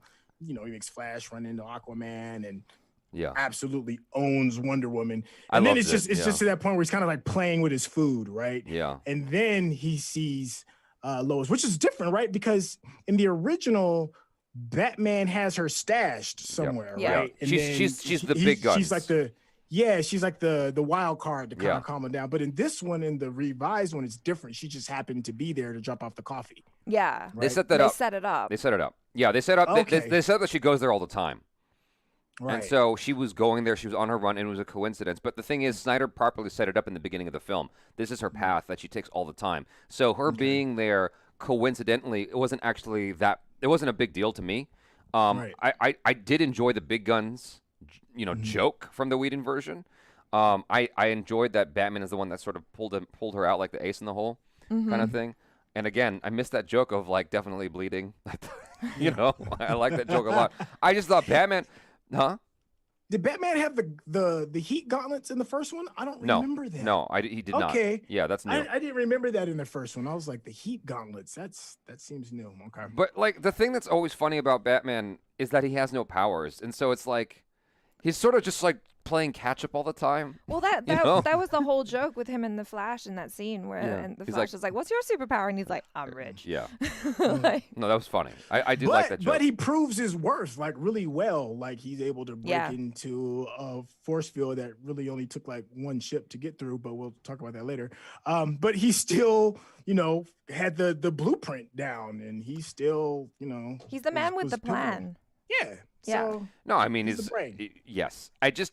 The thing about that sequence that I didn't like was Batman was just standing there. He didn't even try to hide behind a car or anything. Like he just. Well, what can you do? You got literally God in front of you. It's like you're not gonna run. I mean, you pull a rabbit out of a hat and hope he's amused. You just gotta sit there and meet your maker. I don't know, man. Throw a batarang at him or something. Like I don't know. Just move. Just like Clark, don't do this. It's like Clark is like, no, we don't do this. He was treating Superman like a T-Rex. It's like, okay, his vision is based on movement.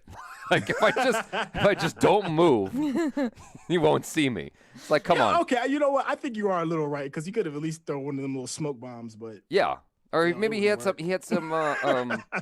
Oh God, it just fell out of my head. A batarang? No, not batarang.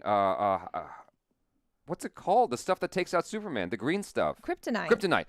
He could have had some kryptonite, in his. Say Jello. Yeah, he could have had some kryptonite in his back pocket and went pow, and just taken it out for a second, enough to like hide behind an ice cream truck, just so he could hide. You know what I'm saying? But he just stands there, and I'm like, come on, you're supposed to be the smartest detective on the planet, and you're just standing there.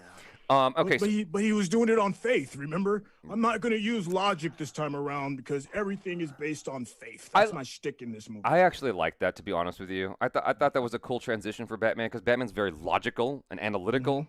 And he's like, you know what, we'll go with faith, Alfred. And I'm like, this is actually interesting to me. Because in the Batman v Superman thing, it was like, if there's even a 1% chance that he blah, blah, blah, blah, we should kill him, take him out. And I'm like, this Batman's stupid. But like in this one, he actually I like Batfleck in Zack Snyder's Justice League. I think that Zack Snyder definitely improved on Batman going from Batman v Superman to Justice League. Yeah, because I did not like him in that. Now what I liked about this with regards to Superman is he's sort of the you know how in comic book movies these days there's this thing where how long of the movie elapses before you see the superhero in superhero form.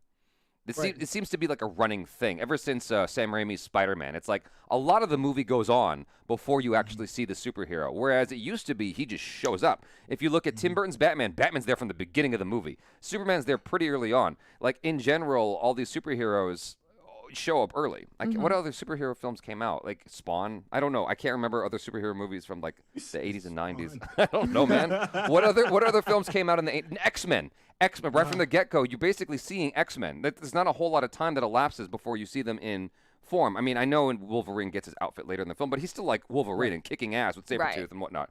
Right? This is like so in lieu of that, we just didn't have Superman for most of the film. And so when he finally comes back, I was so happy when he shows up in that black outfit. I was like, I was clapping, dude. Like I've been waiting for decades to see Superman in the black outfit because I'm sure you read Death of Superman in the comic books that followed. So like I was sort of tracking all that. You had the Superboy person, you had the Black Man of Steel guy, You had a couple of randos. The cyborg dude, the kid. Right. And so but I remember they didn't really properly explain it in the comic, but out of nowhere, Clark Kent shows up in the black outfit and he's mad as hell and it's dope. Like the only thing they got wrong was he had a cape. In the comic book, he didn't have a cape, but I was just like, to see him in the black outfit in that glorious form. Why he went with that? Who the fuck knows? Who cares? With the cape? No, with the black outfit. The black uniform. Because he's walking through the hall like his walk-in closet. Yeah. Like his Kryptonian walk-in closet, and he's like, that one today. I'm gonna kick ass in that outfit. Now, I'm sure the chat will absolutely correct me on this, but I thought it had something to do with him healing, right? The black uniform. Maybe. I'm sure the chat will probably tell us. Yeah, it has something to do with, because he still has to charge his batteries. He's been dead for who knows how long, and he's solar powered, and I think that's just a way of reconstituting his powers. Please, maybe. Chat, please correct me because I think I'm wrong. I loved it. In the ballpark. He did go up, so he could see the sun for a bit. Get a little sunbathe. Yeah. I loved it, dude. He did his Jesus pose again. Yeah. But like when he showed up, because even in the ads, like whenever I saw him in the black outfit, I was just like, this is what I've been waiting for since I was a kid. So it made me very, very happy that Snyder was able to pull that off.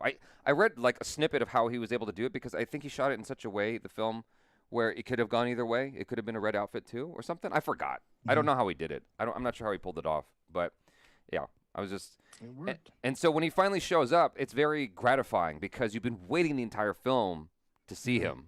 Right. You know what I'm saying? And then they put him on ice immediately so that he can like recoup. Because he spends that time with Lois in the field, and petting plants and talking to his mama, and then goes and has tea with Alfred, and it's like he does every. Like I'm like, you realize they out here kicking ass and fighting, and you over here having tea with Alfred. I need you to hop to it, buddy. But I get why, because he's so overpowered. Right. Because if you had Superman from the beginning of the movie, then the movie would only be like 10, 15 minutes long, because Superman would solve all of those problems. Right. So Arc Paul Ray we read that one. Billy AK says most non-comic readers would connect to this movie as they would have seen Justice League cartoon 2001, and boy, Martian's appearance gave me nostalgia. Mm-hmm. I didn't watch the cartoon. Arc Paul Ray comes back in and says one thing that was unnecessarily funny in Justice League, because just Joss Whedon. One thing that was unnecessarily funny in Justice League with Superman and Lois, she says, "You smell good," and Subs was like, "I didn't before," and this had Lois say, "You can speak for the same answer from Superman." What is he saying? I don't know. Right, it was like, you smell like outside. Yeah. You smell like outside. You smell like death. You smell like a corpse. Well, like he should though. Like, ooh. I mean, he was in that Kryptonian. Rigor Mortis is set in. You smell like what got me was like how nobody was guarding Superman's corpse. Like anybody could have just dug him up. Like I guess it was just like, well, we'll just go to his grave and just dig him up real quick. But who would though? Nobody was around. Nothing. Oh, nothing. He's like the most popular person on the planet. It's like trying to go dig up Michael Jordan's grave. You're just not going to be able to just do it without somebody seeing you. I don't know. I didn't even think about that, to be honest with you. That and then time was a little. I know I'm nitpicking. Like after Steppenwolf got the boxes and he immediately flew off. Yeah. To Russia. Instantly, and then I'm like, damn, that's gonna be a long ass flight for the Justice League to get there. And I'm like, them boxes would have been merged, but I guess not. Maybe the boxes take like 7 hours to merge together. Yeah, no. I totally thought that too. I was like, what? How are you gonna get there in time, people? This is a whole flight. This is a super fast plane. Well, that's a long flight, right? But one thing I did like about in the Snyder Cut more was Steppenwolf getting the last box. Because in the Whedon cut, you see the portal of Steppenwolf showing up in the background. And then 10 seconds later, the portal shows up again and he just bounces. He's out. There's like no drama to it at all. Like just no stakes at all. He just shows up and goes. It's like, but here, like there's actually emotional weight to the scene because Cyborg loses his father. Like there's consequence, which is great. Mm-hmm. You know, it's not just the box. He loses his dad, too. The only thing about that scene that was kind of funny was when I think Cyborg gets slammed into a wall or something like that. And what are supposed to be a row of computers looked like just wallpaper that was dented in. I was like, something just looked off in the background there. This is nitpicky with like effects and stuff like that. But Akash Janasakar says, I have never understood the DC versus Marvel. I've been reading comics from when I can remember. I enjoy DC, Marvel, Dark Comics, Raj Comics. I absolutely don't understand why there's a divide. My 2 cents. Well, thank you, Akash, for your 2 cents and your generous super chat. That was very kind of you. I don't get it either. I don't get the rivalry between things. I think that we're just tribal creatures by nature. This goes back to like evolutionary shit. I think we just like to have a jersey to root for at the end of the day. Yeah. You know, it's pretty simple. Oh man, I'm over here getting roasted by the chat. They're like, it's Clark Kent's grave, and that's why nobody saw it. That makes sense. You're right. Yeah. I stand corrected. I'm sorry. Mervyn Edwards said that too. He said they did not dig up Superman. They dug up Clark Kent, a normal dude for you and me. No one's protecting that grave. Achara asked a good question at the end of the movie that I didn't even want to think about. At the end of the film, what did I say? Clark Kent is back. Yes. And no one's raising an eye. No one's like batting an eye at the fact that Clark Kent's back from the dead. I'm like, well, I mean, if he could fool somebody with just glasses, he can be like, I really wasn't dead, glasses. Yeah. I know. I was like, wait, what's the explanation there? How did you're Clark Kent again? Like, I don't get it. Oh, there was one other thing that Aquaman did. He helped Wonder Woman at one point holding onto the lasso. I don't know. I can't remember what he was pulling on, but he helped her. Useless. Yeah, I can't remember what he was pulling on, but like he was holding the lasso. Aditya Sharma, Martian Manhunter as Martha asked her to keep going out. Remember that scene? Yeah, it was a nice scene. So she said to go back to the world of the living. I don't know. Niraj, again, he's been very, very active in the super chats here. Thanks, man. Batsy had used all the kryptonite in Batman v Superman. The spear was the last of it he had, so he didn't have anything to use in JL. Oh, okay. I don't know. He's Batman. He'll figure something out. He's got like a fragment left, I'm sure. He's got something. You could have pulled it out of Superman's body, right? I don't know. I guess when Doomsday died. I don't remember what happened in Batman v Superman, like with the spear. What happened with the spear in Batman v Superman? Do you remember? He got speared all the way through, right? Then they both get. So it's not like it disappears. The kryptonite's still there. He could have had it. That's bullshit. Well, maybe Superman's scream was so loud because it went around the world that it shattered the kryptonite. I don't know. We're just grasping at straws. We need a show. We need a show. You remember the scene at the beginning of Spider-Man: Homecoming with Michael Keaton and them like getting all the scraps from the Earth War, basically. Yeah. I think we need a DC show about the cleanup crew that deals with all of this shit, just like The Office. Yeah. Like just this cleanup crew, like God, this Doomsday guy is like 1,000 pounds. We need, where do they put that? But anyway, even like granting this notion of Clark Kent died and they buried him. Like I'm still confused by that because they saw Superman die. Right. I don't remember the part where it's Clark Kent who gets buried. Okay. There is a super chat here. Someone said that if we remember from here, it is from Neeraj. BVS, they explained they had a public funeral and burial with an empty casket. The original body was buried in the Kent plot, so people would not know where he lies. Oh, well, it's been a while since I watched it. So I guess Lois was the one that dug the grave because somebody had to know the secret, right? So Lois was out there with a shovel at night, digging that 6 feet in to throw her man in. I'm just curious because not a lot of people know the secret, right? They buried Clark Kent. Yeah. Right. But not Superman. There has to be the transition from this man that's on this pile of rubble to like who's dealing convincing somebody that it's Clark Kent. That's all I'm saying. That transition somewhere. Yeah. Well, the only person. So Lois was facilitating all that. I'm not saying it can't happen. I'm just saying there's it's a very easy. Be asking some questions. It's a very easy explanation. Actually, I just realized it. It's very easy. No, it's very easy. You got Wonder Woman there and you got Batman there. Somehow between Wonder Woman knew it was Clark Kent. Wonder Woman did. No. What I'm saying is between the billions of dollars that Batman has and Wonder Woman's superpower, they could just whisk away, Superman's body. Oh, yeah, you do have Batman. Batman. So it's fine. It's all good. We got the holes covered. Let's see. Okay, so Yogesh says, does Desaad and Darkseid know about Equation and Earth and was just using Steppenwolf as puppet to know who is guarding Earth because of past defeat? I That's an interesting theory. Well, does that kind of tie into how the mother boxes didn't want to tell Darkseid where they were until Superman was dead? Is that kind of like in that same vein of? I didn't get that, to be honest with you. That whole part of the lore just confused me. Well, there were a lot of people in the chats that were saying the Superman scream woke up the mother boxes. So. Well, I thought they said something in the movie relevant to the fact that because Superman was in the world, the mother boxes knew that Darkseid wouldn't have been able to been victorious, so they kept their mouth shut until he died. And I thought that was alluded to. Maybe I might be reading into that too much. Yeah. So Kuldeep says old ways. old ways means traveling to Earth like in History Lesson. Now they know Earth's place in the multiverse because of Steppenwolf. That's millions of universes. I don't know. I thought I heard fighting, not finding. But Tafadar Siam says, or he didn't say anything. He just contributed $1. So thank you. Niraj, in Man of Steel, his father had the black suit. Not sure why Superman's suit was the classic color in that film or BVS. Don't know, but choices because we know him as that color. I like the black suit. Kuldeep says, Steppen, and thank you, Kuldeep, for your generous super chat. Steppy was coming to Earth was a test in a way. That's why Desaad says, who's Desaad? He's the middleman. Yeah. He's the middleman. That's why Desaad says in the end, I knew Steppenwolf would fail. Also, Darkseid now knows what level of threat he is up against. That's perfect setup.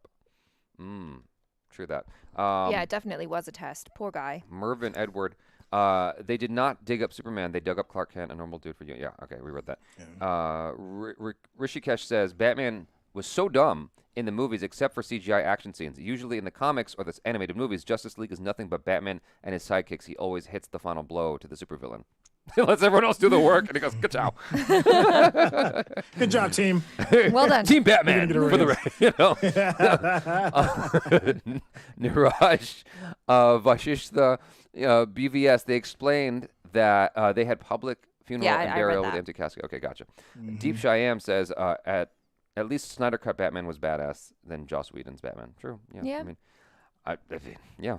Miranal Prakash, which is your favorite scene of the movie? Thoughts on adding money to the bank account scene? I think it's very important for character building. Yes, we did talk about that. Yeah, we talked about that. We agreed. I liked it a lot. Yeah. Showed his golden heart. It did, yeah. Yeah, and the other and we sort of expanded on that a little bit, Miranal, which is that presumably he did this with a lot of people and not just that one Latina lady. So I mean, if he's so giving, why don't he just drop a stimulus check on the world? I'm just saying. It has to be done in such a way that's not noticed. Where my stimmy at, Cyborg? Yeah. We need you, Cyborg. What's my favorite scene in the movie? My favorite scene, I said at the very beginning of this stream, which is when he was talking to the Unity inside the mother box. Mm-hmm. That was my favorite scene, was when he said, I'm not broken. Like, that line, for some reason, fucked me up. I'm just like, this is... I don't know what it is. If it's like an LGBTQ reference or something, or just as a person. No, just as a person. No, but I know, I get that. But like, there's always some kind of deeper thing in there. Just like the new Pixar movies, obviously a gay relationship is just not spoken. Is it? Oh. Did you see the new Pixar trailer? This takes place in Italy. It's basically. But the two mermen. Luca. Yeah, Luca. I did not get that. Oh, I so got it. I so got there was it's so basically the Call Me by Your Name. Say My Name movie. Call Me by My Name. Call Me by Name. Call Me by My Name. Yeah, that one. It's basically that. Call Me by Your Name. So, there was a commentary I heard about Mulan from a guy who is all about screenplay writing and whatnot. He's bisexual, and he was talking about how Mulan spoke to him and whatnot. That's the only reason I sort of made that reference, is like, I'm not a broken I'm a person. And I think that's something that a lot of people feel. I know. Or like that we've been told that we are broken, or know. there's something wrong with us on the inside. And then he's like, you're preaching to the I'm choir. not. I know. I felt that too. I'm just saying, for those people who are also, considered abnormal because of, no, it speaks to everyone. It's a very powerful statement. Yeah. The first thing I thought about was like people like that are like physically disabled. Yeah. Because that too. He was just pretty much like a chunk of meat for the most part. Yeah. And he's totally rebuilt, and his whole identity's changed as a result of this accident. Yeah. So, yeah, that's how I interpreted that. I'm not broken. That line is just, you can use that for so many things. It's just like it's such and the way he delivered the line, like, it was great. Like there was so much built up to it because like he misses his mom and now he watched his dad die and he's dealing with the fact that he's not a human being anymore. Like there's a lot going into that moment of like realizing he's fine the way he is. Yeah. And that's powerful. That's just such a powerful moment. So that's why it's my favorite scene in the whole movie. Because like I was ready to be like, this is so cheesy. Like this is dumb. And then they just slammed a home run with that shit right there. No, I mean there were some cheesy lines in there, but I was like, I'm digging it. I'm loving the cheese. Bring it. It's a fondue. Aditya Sharma says the thing is Martian kind of knew Superman would be resurrected and Lois was needed in some way, hence he has asked her to go out as Martha. Just my theory. The thing about it is perhaps, but she was already doing that before he came. Like she was making that trip to his monument or whatever every day and giving the guy coffee. There's this movie called Sing. It's an animated feature. Ah, great. And I liked that. And there's this whole sequence where the mother piglet invents all these contraptions and whatnot, these devices inside of her home to keep the children and the husband occupied at such an astounding scientific technological level. I'm like, how is this not what the movie's about? And so it's such a distraction. And so for them to introduce Martian Manhunter, who is a powerful person, presumably, and he doesn't help out in this movie at all, I'm like, what? I'm a little bit confused. It's like you're seeing all this shit, you know what's about to go down. They could use some help. That was my whole thing. I'm like, well, if you know all of this and you're trying to get the hidden understanding of are these people good people? Because to me, that's what that whole journey is about. Him looking around and interacting with these people to see if they're worthy to be heroes, right? Yeah. In the age of heroes. And my whole thing is like, if you know that this big bad is coming and you've been known this, why the hell were you not helping out? That's the thing I didn't understand. Yeah. I'm like, you over here trying to find out if I'm a good person. You obviously are not a good person because you sat there and watched us get our ass handed to us. Yeah. Well, he was probably busy helping out Morpheus deal with the machines in Zion. That's where I knew that actor from. Yeah. He's dope. Yeah. The Ninja, the Sinful One says, there was a TV show which followed the lives of normal people living in a city with superheroes and dealing with the mess they caused. Yeah, it's yeah, someone else said The Boys does that. Rajesh Naik says there was a show called Powerless, which was about giving ordinary people gadgets to save themselves during superhero battles. It is set in DC Universe. That sounds fun. Cool. Actually, I would love to see that. That feels like the Cloverfield of superhero movies then, or superhero shows. So, Karan Walla, why use kryptonite? That's harmful for Superman, and they need the guy. That's why they brought him back to life. They didn't know he would wake up bad and. Zack Snyder's Justice League. I think he's going to wake up grumpy. Superman is obviously not a morning person. Damn it, Lois, where's my coffee? I mean, I don't know. Like, I guess it depends, like, what you take into account. But, like, in the, was it Brett Ratner? Or Bryan Singer. In the Bryan Singer Superman, Kevin Spacey literally stabs Superman with kryptonite. And then Superman proceeds to lift a planet. Like... It kind of doesn't matter. He's just a little weak. It's like he had some bad food. That's what kryptonite does to him. He's just got some food poisoning. It's like that wasn't chicken. That's what that was. You know what I'm saying? He had some bad chicken. Yeah, he had some bad chicken. Yeah. Hey, so okay, let me ask you a question. Are you excited about any pending spinoffs like a Flash one-off, or maybe an introduction to a better Green Lantern, because they obviously need some help in the Green Lantern Corps. I actually am looking forward to seeing what Zack Snyder does if he's welcome back to do more of these. I mean, the fact that this got made at all is amazing. That's true. The fact that this even exists, that we're talking about this movie, is just unprecedented. This has never happened before in cinema history. Oh, no, it's happened. It just hasn't happened because of a tweet. It's happened. Remakes, reshoots happen all the time. Oh, yeah. To this level? Where they spent $70 million? Well, okay, now you're talking about, like, the scale on that. Like, it's unprecedented regarding that it's done to that level, where it's like a 4-hour project instead of it being 2. It's unprecedented as far as it being... a hashtag and the groundswell is what got it done. There's actually a website that you can go to where it'll show you a list of all of the movies that have been recut. And it's pretty thorough too. It's not the first of its kind. I really hope that this gives inspiration to HBO to do a do-over of season 8 of Game of Thrones. Yeah, but you know what though? There was actually a mini hashtag too as well for them to like throw out the last 2 seasons and kind of like redo it. I don't know if they'll do that. I think there's no. Okay, so Niraj. I hope it sets the precedent though, man. I kind of like where you're going with that. Yeah, that does kind of need to happen. Like let the fans decide where some of these corrections need to be made, and then just redo that stuff. Yeah. So Niraj says the cyborg mother box was the first one doing Rubik's Cube shit when Superman cry. Steppenwolf says the Amazonian box inside was the first to call him. I don't know if he's talking about a plot hole or something like that. Maybe, but the Amazonian box also had split open, and it was like, emitting light, saying hello. I was a little bit peeved when Wonder Woman was explaining the mother box thing, saying it was some kind of advanced science. I'm like, why? It's magic. Like, do we need to call it science? They did say that. They was like, that it's so advanced, you think it's magic. Exactly. But we don't need. It's just a magic box.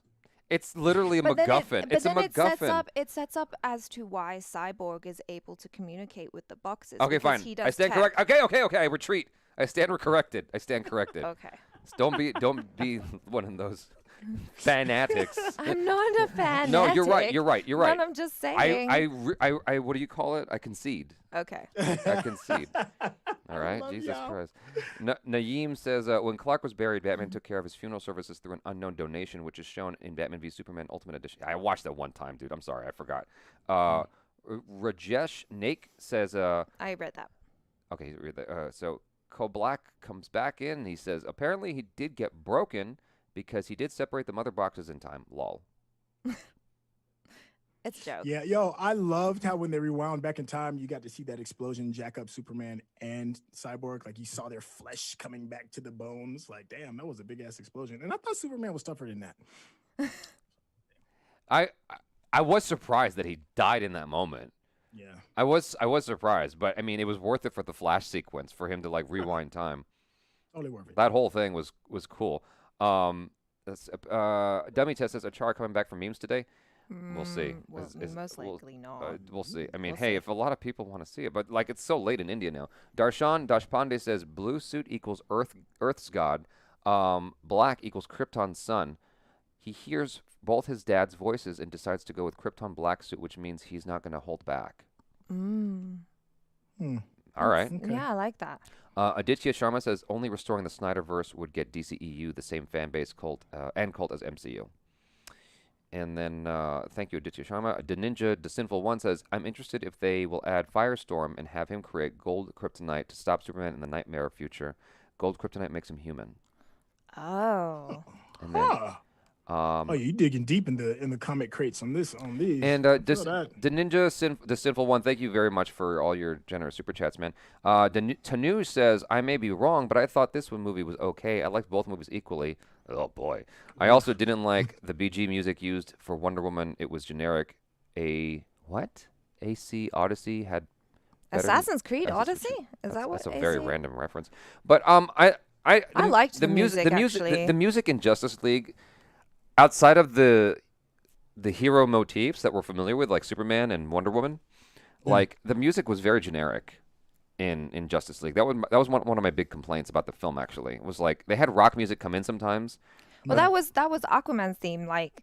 But like Wonder Woman's is so recognizable. I was getting so hyped every time I heard like the first few notes coming in for her theme. I was like, oh God, yes, I know it. She's gonna do something super cool. Right. And then when it comes in strong, I'm like, yes, that's my girl. Yeah. Oh man, I loved it. No, her theme was cool. I'll be right back. I need to hit the bathroom real quick. Yeah. Okay.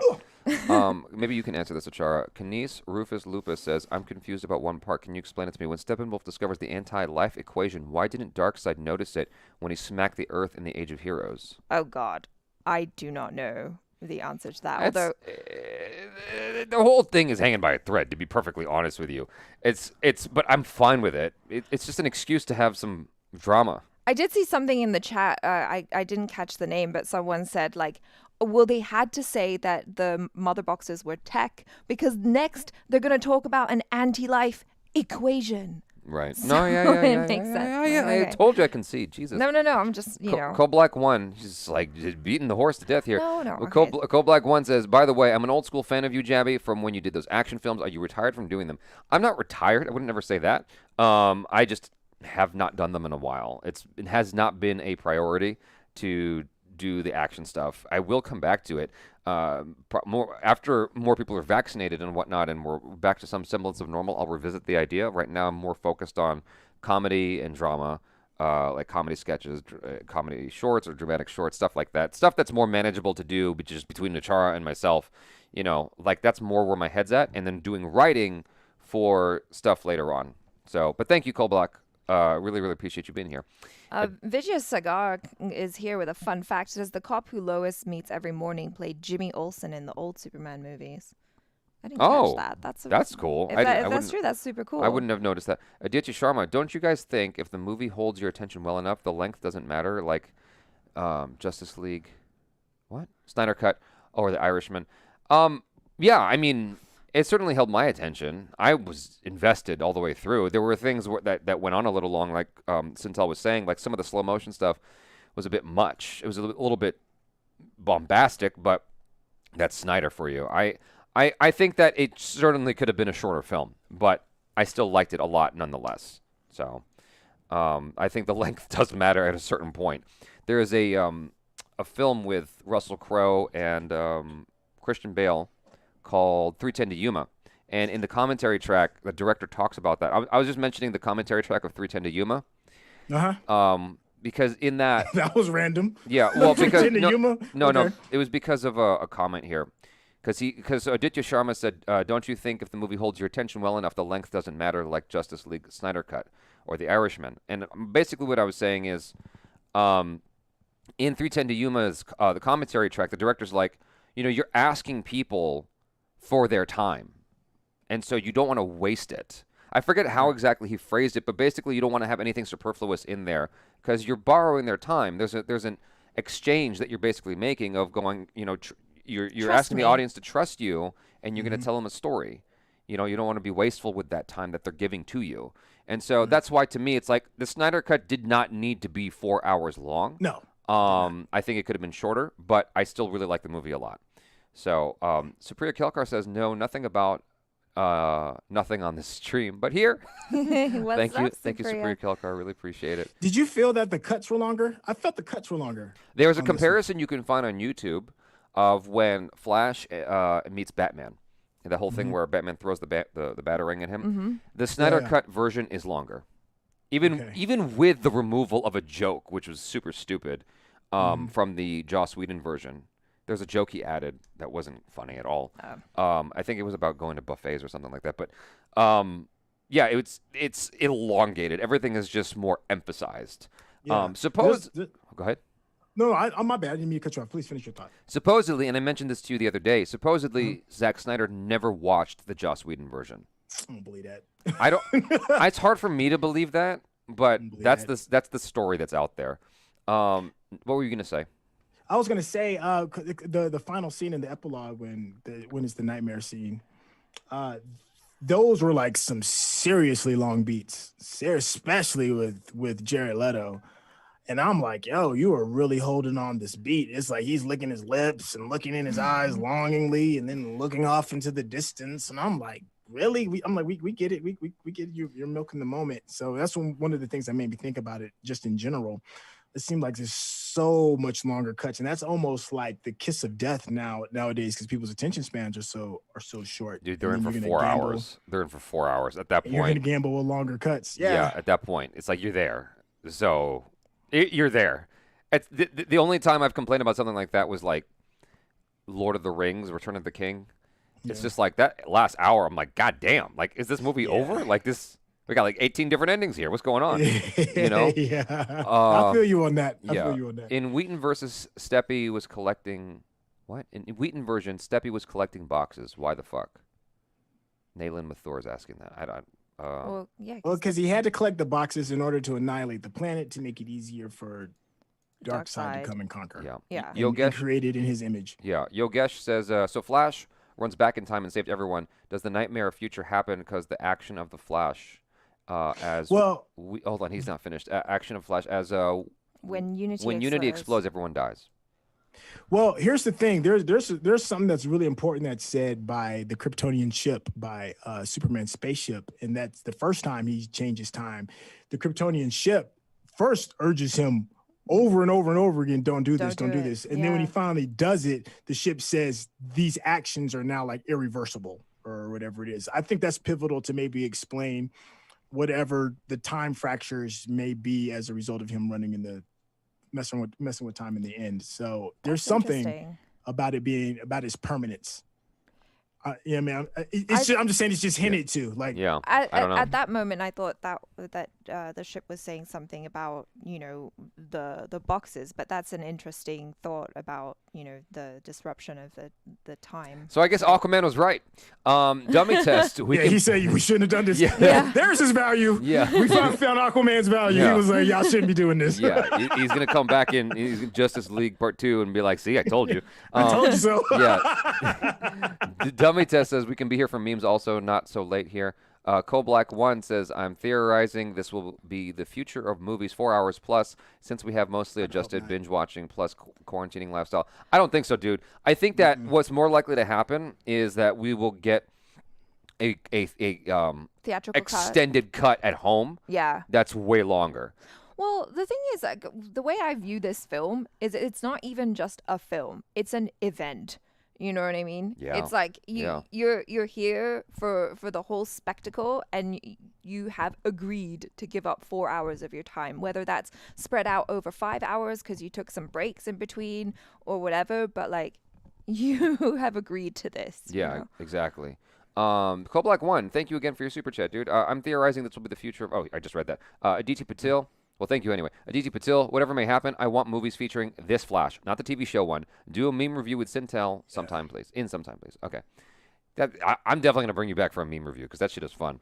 I do like Ezra Miller's Flash, but I like the Flash generally as a character. Like, I just think he's kind of great. I just thought there was too many TV show jokes. Flash is cool. I mean, the first 3 seasons of TV Flash was really good. I've only seen season 1, and I loved it. Yeah, first 1, 2, and 3 are good, and then after that, it's horrible. But this version has way more charm and characters, much more endearing. Yeah, and is I just thought there were too many jokes after a certain point. But the scene with his father at the end of the film, where he's got a job, he puts the thing. I don't know. It didn't hit me as hard. I liked it. That didn't hit me as hard. Like that either? It was all right. That's like that's been his goal since the beginning, though. He just wants to save his dad. I think that maybe like on some level, it's just my attitude about it is informed slightly by his Ezra Miller's interaction with Achara, maybe just slightly. I've forgiven him, and Jaby's still holding on to it. We'll get into that another day. It's a whole thing, but he just wasn't the nicest to Achara. So we'll leave it at that. He was nice to me. He was nice to me. He wasn't nice to Achara. I'm sorry. I don't care. So Kuldeep says, fun fact, Aquaman's trident can actually cut Superman's skin if they came in contact. Also, Aquaman technically owns 70% of the world. That's true. Yeah, that's true. That's quite true. But that's why Namor is so dope in Marvel, because they really let you know. He's like, yo, my kingdom is 70% of this planet, homie. You better recognize. Right. The Ninja, the Sinful One comes back in again. What is something you wanted to see in the movie that was not present or touched on enough to clarify things? The only thing I wanted to see more of, for it being 4 hours long, if it's me, I probably would have taken out the Joker stuff. I would have taken out the Lex Luthor stuff, and I would have, in place of it, probably had a bookend with Flash and that broad that he saved. Oh. I would have had that come back somehow. Like, he asks, even if it's just like he goes to Starbucks because she works there, and and he waves like the end of Dan in real life. Like, he just waves, like that, just something to, because like, why did we have that scene?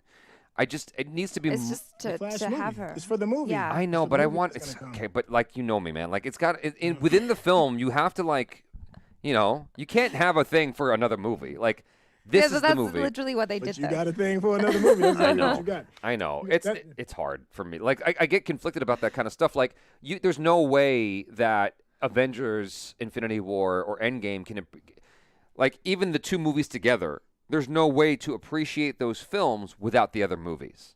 And I have mixed feelings about that because I love those two movies, but I know there's no emotional investment without the other films.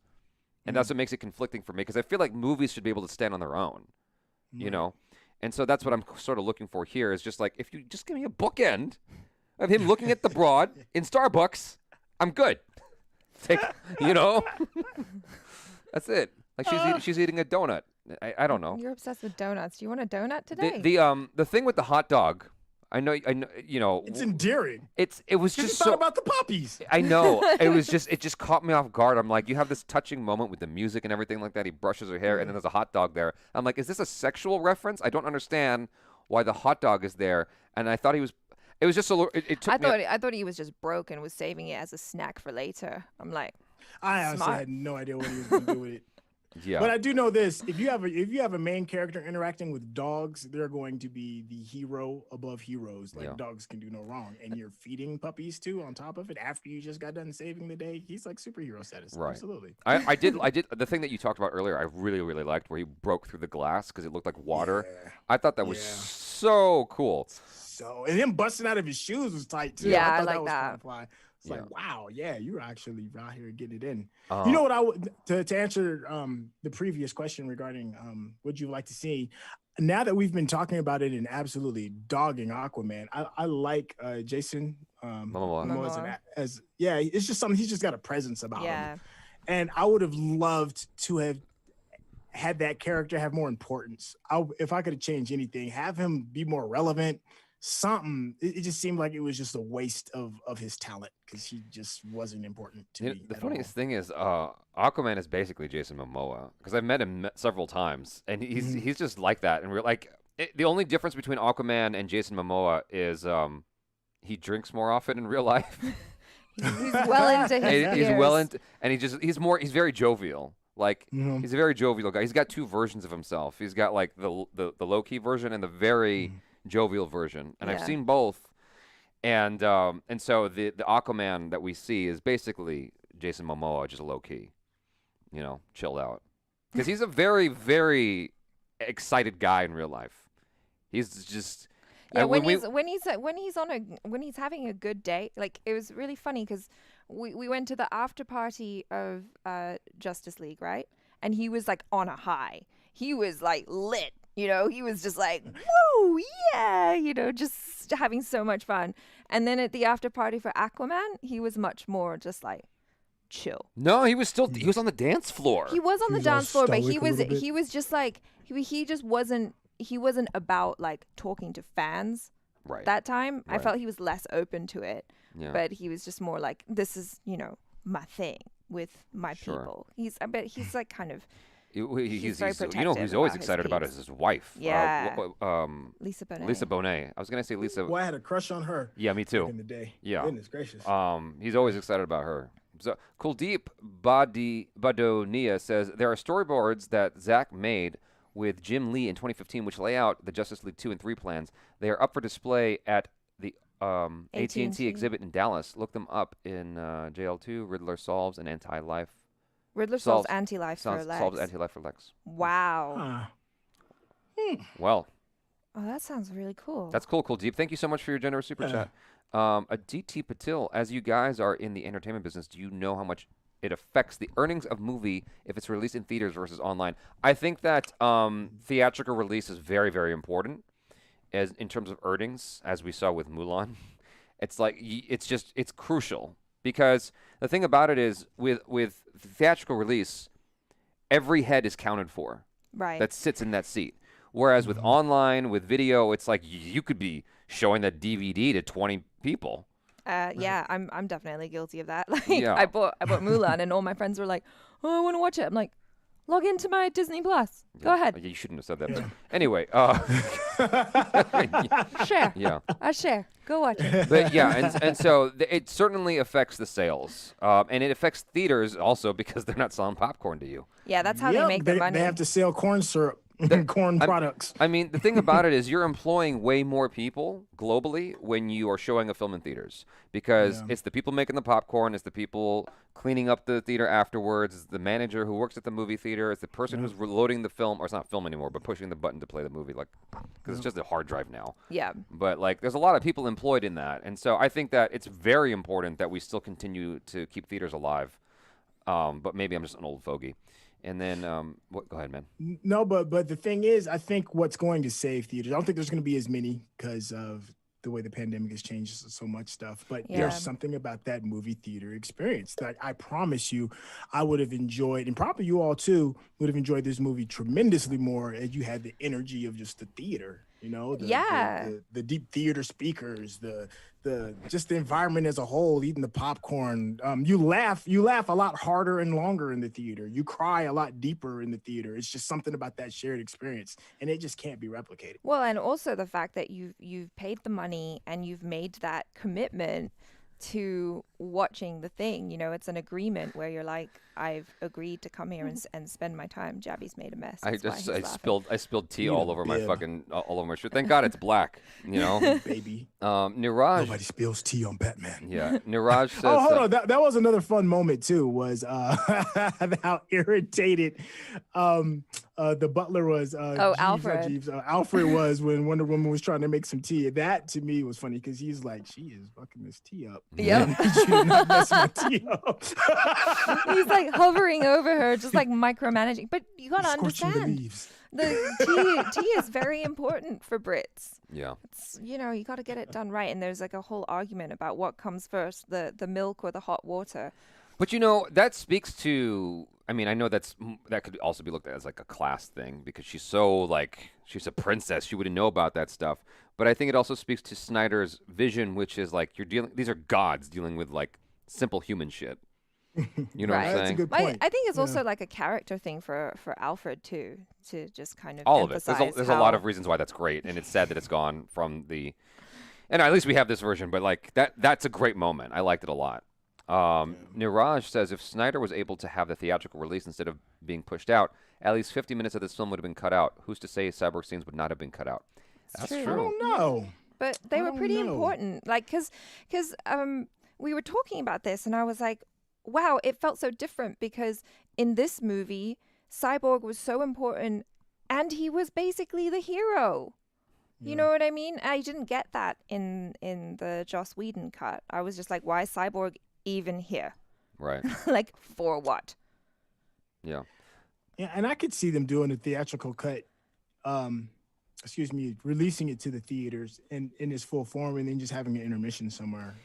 I don't think I think you'd have to, because I remember when they did the Grindhouse films, when Tarantino did the Grindhouse and Rodriguez did it, but they still had an intermission, like a very real intermission. It was the first modern intermission I don't remember there being an intermission for that actually, but if you had one, that was not at all theaters. Yeah. It was just Oh well, yeah, we had one. We definitely had an intermission. It was, but it wasn't long. It was like 5 minutes or so. We had one for Titanic. But if it was only this.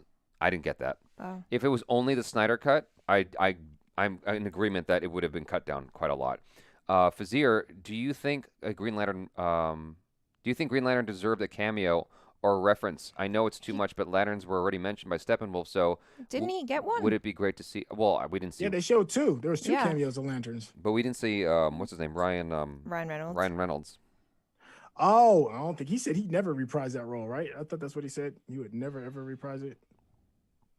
And again, I don't know. He just had like a live feed a couple days ago where he recorded himself watching the movie for the first time because he never watched it. Which one? That's Green Lantern? how much he feels some kind of way about Green Lantern.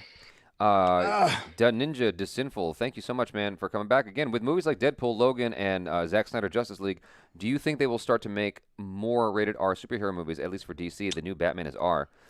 Oh, certainly. Yeah. Certainly. They got DC Dark now for the animated sections of their of their platform, of their ownership rights, and a lot of that DC Dark is R. But I think I would say a lot. But I mean they're on that path. It's certainly like. It certainly does feel like to some degree that DC is sort of like Sega Genesis and Marvel's Nintendo. Mm-hmm. You know, you know what I'm saying? It kind of does feel like that because I think that we need to retain stuff that the whole family can watch. I don't think we should just skew completely towards rated R. I think PG-13 is the perfect sweet spot because, like, you know, instead of one or two grown-ups, you know, like a husband and wife or a boyfriend and girlfriend going to watch, you know, everybody they can take their kids to go see it, presumably, and that's more tickets being sold. You know, that's more. I think it depends on the property. Like, if you're doing something like as big as Justice League, I certainly agree with you because you need everybody in on that. You need the kids involved on that. Yeah. But let's just say, you know, you're doing a Deathstroke, you know, movie or whatever. You want that to be R, or let's just take like The Punisher, for example. If they're going to redo The Punisher and have a movie, that is an R-rated movie. You don't need to be PG-13 because you're talking about somebody who kills folks and shoots people in the head with guns. It's like trying to make an excuse for making a PG-13 John Wick movie. You wouldn't do that. That's not the platform. It's possible. No, it's nobody's possible. going to see a PG-13 John Wick. They made a Deadpool Christmas edition that took out like a lot of the gore and cuss words. They managed to do that somehow. No one liked it, but they did it. I was just about to say, and who liked it? Yeah. It just depends on dude. What, they have a TV friendly version of Scarface that's out there. Yeah, it's trash. They made a TV friendly version of Scarface. Somehow they did it. Okay. Above all, impossibly. Nobody does coke through the entire thing, huh? Somehow they did it. You know, I don't know how.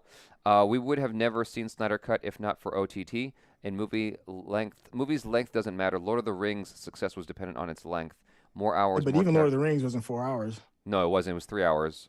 And then the extended cut was like 3.5 hours. Yeah. So I don't think the extended cut would have ever made it to theatrical release ever. Yeah, it's just too much. Like I was watching it just the other night while I was chilling, and I was just like, "There's a lot of stuff that got cut out for good reason." If we're talking about like old school theaters and the old methods, I agree with you that you wouldn't do that because it cuts in the profit margins because of the length of the film. You can get more rotations of a particular film if it's shorter. Mm-hmm. But if we're going the art house approach to which I think the theater business is going to go to, it's like a niche kind of thing. Then you can have, you know, longer films because you're going to pay a higher price. You're going to pay a higher premium for it. Like I could certainly see it going to IMAX. You're already paying like $25 to see IMAX. So you don't need as many spins, right? Right. Yeah. Yeah, but I don't know how expensive it is, how much more expensive it is to run an IMAX theater. I don't know if you can pack the IMAX house as much because you don't think this would pack for this for the Snyder No. Cut? That's not what I'm saying. I'm saying that the amount of seats available might be fewer in an IMAX theater. Oh, it is. So yeah. Well, at least the ones I've been to are typically smaller. Yeah. I mean, there may be some other ones that are pretty big, but yeah. Zir Flix Y says more Henry Cavill Superman. He never said he's giving up that role. Henry Cavill will go wherever the checks are written. That's Henry Cavill. Like he's basically like Gary Oldman. He's just, if you pay him the right amount of money, he will come back. Well, you heard about the new writer, right? The new writer for the next Superman is going to be Ta-Nehisi Coates. He was the guy, big social justice warrior. A lot of people call him the Baldwin of our era, like really, really big time. It's a really big deal for the Black community to have somebody writing on a project as large as Superman. So there's rumor mills since he's been named the writer of it. There's rumors going around that they could potentially bring in a Black Superman. I don't know how I feel about that. That sounds a little forced to me. I hope they don't go that route. Well, there was a Black Superman. There was a there was, but I don't know. I got to see it. I'm right now. I'm skeptical. I'll just say that I'm just skeptical about that right now. It seems forced. But the big thing, because of the assumption that there might be a Black Superman, is that what are they going to do with Henry Cavill? And from my understanding, based on what I read on Twitter, is that he's still down. You just got to call him up and he'd be down to do it. But nobody's giving him the thumbs up or the thumbs down regarding on if he's going to be a part of the project. Right. And if you want to know who Ta-Nehisi Coates is, he wrote one of the last big books for Black Panther comic form, not the movie. Okay. I would be curious to watch whatever was done in the comics of Superman, the Black Superman. Like, that guy was interesting. Or was he played by Shaquille O'Neal at one point? I can't remember. No, you're thinking of Steel. See, that's the thing. It's like me personally, I'm just happy that the brother's getting a job. Congrats on getting the gig, fam, as a writer. That's big in itself. Mm-hmm. I just hope it's not like a forced narrative. And it's like, well, now we have to make Superman Black. And I'm like, I don't know about that. You know, Right. I just need to hear more about what it's going to be about. You know. Right. I mean, so he was the Man of Steel in the comics. After Superman died, there was a dude who was all decked out in a metal outfit with a hammer. He looked cool. Yeah, but he carried the mantle, but he wasn't really Superman. You know, it's I don't know. It's just different. It's not like It's not like Green Lantern, where there's a lot of really notable people that have picked up the mantle. Nobody really knows a whole lot about that version of Superman, even though there's a lot of different variations of it. You see what I'm saying? Yeah. I don't know. But then again, you know, I kind of felt, you know, I'm sure a lot of people felt that same way about Miles too, and it turned out to be a tremendous project. Right. It's Simran Ahusha says hello, Jabara and Syntell, and Mooj07X says Jaby, love your videos, thanks man, and M Rajan says there will be a Predator movie PG-13 in the future because of Disney.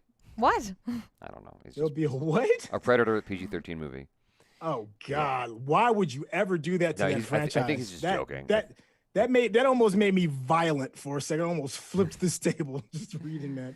DS9 Cisco says Coates is writing the new Superman, and is it Koides? How did you say his name? Coates. Coates. Okay. Ta-Nehisi Coates. Coates, and Michael B. Jordan is rumored for it. Jordan has expressed interest to Oprah in playing the Black Superman. It's rumored though. All of it is rumor. I don't know. Do you like Michael B. Jordan? I do in some things. I was a fan of him back when he was on The Wire. So. I liked him. In what's Black it called? Panther? No, the train movie. Fruitvale Station. Fruitvale Station. I liked him in that. Oh yeah, Fruitvale Station. Yeah, that's great. See, the thing, here's my thing. Like, I want a good story. If you have a very good story and it just happens to have a Black Superman in it, I'm cool for it. But if you're like, we're just gonna make a Black Superman first and then worry about the story later, I'm not feeling that. I don't think there's gonna be any pushback. Look what happened to Black Annie. No one complained. I just need to see the stories. To me, story is more important than anything else. Yeah. Story first, and then put people that are interesting or diversity or however you want to go about it within that interesting story. Don't give me we got to put the cripple kid in first because we have to represent and then build a story. No, you're doing it backwards. That's my thing. Give me a dope story first, and then we'll see how we can get interesting players to play those particular roles. I agree. And hopefully include diversity within that thought process. I agree. Just don't force it just 'cause. Here's what I want to ask you, though.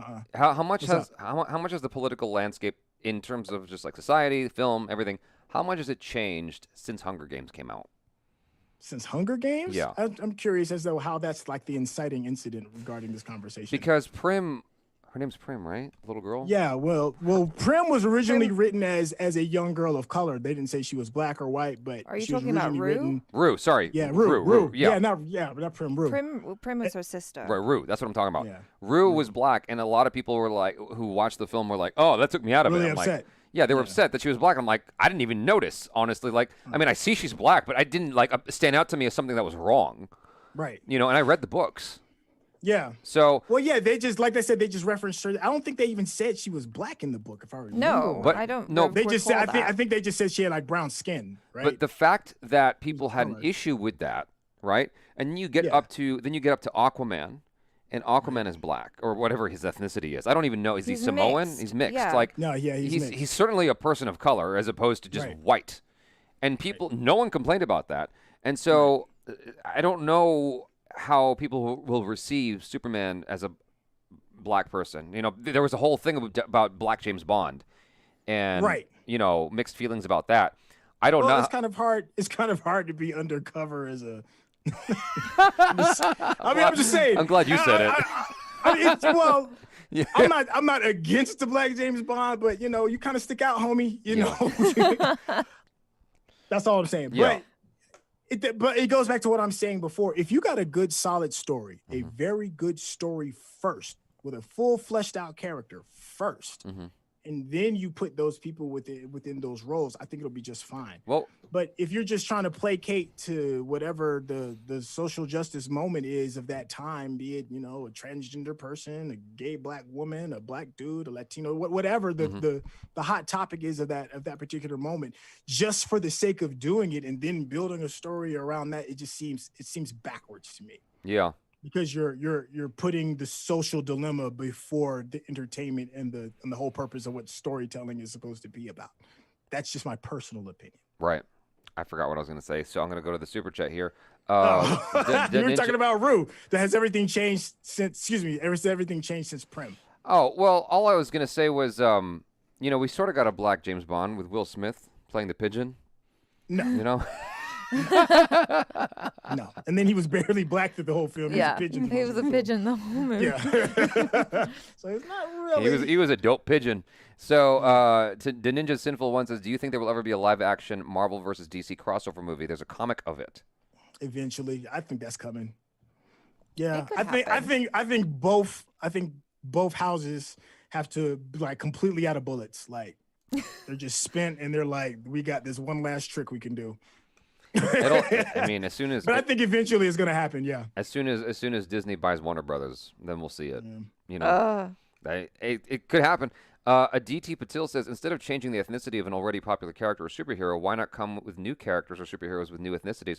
I actually have gotten into debates with Courtney Wright about this because I was totally fine with appropriating traditionally white superhero characters and making them people of color. But I don't know how I feel about it today because, like, initially I was really excited about what's his name playing James Bond. Idris Elba. Idris Elba. I was excited about it initially, but then later on I'm like, well, I don't know how I feel about it now. Like maybe do we need to replace him? Because I'm totally fine with like a black super spy. That's fine. Right. But does he need to be James Bond necessarily? Could he be 008 or something? Well, that's kind of what they're doing now with the young lady, right? That's the new black female James Bond. She's a 00 something. I don't think she's a 007, but I think she's something else. She's something else within the spy world. Right. Yeah. She's shagging random guys to get to the bad guy. I wish they put more emphasis on let's just create new dope content that's already starting off with a diverse group of actors and actresses. I mean, the whole rehashing and going back to the old well, and then we're like, we're gonna slap this brand new coat of gay on it, or this brand new coat of transgender, or this brand new coat of little people, or whatever it is. That's what it's starting to kind of feel. I'm like, why don't we just create some new dope shit? It's been that for a while though. I mean, the Star Trek with what was it, Beyond the Grave or something? What was it called? Star Trek Beyond with Picard? That one? No. Which third one? Oh, you're talking about the new one, Discovery? No, the film, the third installment. I forgot the name. Okay. You know what I'm talking about? We watched that in theaters. Yeah, I forgot the name. In that film, they made Sulu gay. It was a quick thing. It was just him walking with a dude, like holding hands. Like they could have just been friendlies, who knows? Just but guys do that. But what I'm saying is this is the kind of thing that keeps happening because studios don't want to bank on something brand new. They want to bank on an existing IP property that they know. And that's more of the problem. Yeah, it's familiar to people, and that's why you have to appropriate those heroes. That's why you have something like Michael B. Jordan playing, Flamo, whatever his name, Human Torch. Yeah. That's why you get that kind of thing, and I'm honestly fine with it. It doesn't really make or break anything to me, but I do agree with you. I wish we could just get more things in general, fresh stories, fresh characters of different ethnicities. So, but I don't know. Like, I wouldn't be mad at seeing a black Superman, but I know that a lot of and let me be clear. I'm not like I absolutely don't want to see it. I just need to know where it's going. Trey, are you a secret KKK member? No, man. I just want dope shit. Because there's nothing worse than seeing an appropriated movie and then the movie's trash on top of it. It's like, damn, you gave this an opportunity to breathe, to see new perspective, and the movie's trash. It's just a waste. I want the movie to be good first, and then you sprinkle that whatever the diversity is, or whatever it is that caters to the character more completely. Story's everything, man. Niraj chimed back in. He says, wasn't District populated with people with black skin in Hunger Games? It was not like one character was out of place. Didn't understand the outrage. It was just that when people read the book, I think they just imagined white people. They just imagined their little sister or daughter. Yeah, in that and role. so it was just a shock for people who had that in their imagination. Go, oh wait, I didn't see it as that. No, it's wrong. And it's like, actually, no, maybe it wasn't. Yeah. Well, I remember the first time I bumped into that was the first time I like really bumped into it was the second Matrix. When they finally got down to Zion, and everybody in Zion was like had some tint. You know, they weren't necessarily black, but you know, they were black. They definitely weren't. There was a lot of black people in Zion. Well, yeah, I mean there was, but I'm not saying everybody was black. But you know, it and then it forced the conversation of like the melting pot. You know, if the world was to continue, and then everybody's just this one thing. It started that conversation, and there were some people that were really upset about that. Well, and I was like, wow, I didn't even pick that up as an anger point. You know, it was just confusing like, okay, well, it was confusing on both sides because even people of color were confused by it. Like, what are you trying to say? Well, it's kind of jarring a little bit because you're like, whoa, okay, I didn't see that. Yeah, I mean, it went to an extreme because like the first film had like mostly white people oh no, that's not even true. They had 3 black actors in the movie. Yeah, I was about to say, so it's not like it was brand new, like black people were new to this world. So but the thing about it is there was articles that were coming out that were saying, you know, Zion is notably, you know, Caucasian challenged for some reason, and like there were people of color I spoke to who were like, what's that about? Like almost like it's insulting, like what are you trying to say? And I'm like, I don't know, I think the Wachowskis just have an obsession with black people, to be honest with you.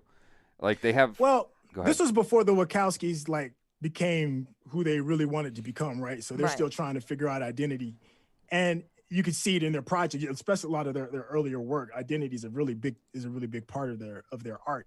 And with Zion, I think that's just another expression of it doesn't have to conform to what you think your idea is going to be in the future. Because most times when you're dealing with science fiction and you're talking about the future, you don't really see a lot of black people in the future. You just don't. Right. You know, it's just so. I think they kind of like pushed it out and was like, well, what does this future look like? You know, if you're 400 plus years and you're all stuck together in one small little cave, there's gonna be some international, interracial smashing going down. So if you thinking about it in those terms, that it makes sense. Yeah. The generations of that going down. The Wachowskis' first pick for Neo, I believe, was Will Smith. And he turned it down for Wild Wild West. The best movie ever. And then would it have been as popular? I don't think so. No. I think that was Keanu Reeves' movie through and through. Yeah. There's no way Will Smith would have made that movie better. Really? You don't think the plot was strong enough to hold it down by itself? I think that what made it work so well with Keanu Reeves is he just fits into that mold of the guy who's isolated himself and is the hacker type. And Keanu Reeves doesn't say a heck of a lot. He doesn't emote a heck of a lot either. And so what you get inadvertently is the Ryan Gosling effect, where you as the audience sort of project your feelings onto this person. Right. And it works very effectively because he doesn't really have but 2 words to say. I was going to say, it's not like he's got a lot of acting range in the first Matrix. It ain't that kind of movie. Exactly, No. but that works in his favor, whereas Will Smith would have cried or something. Like, he would have done something.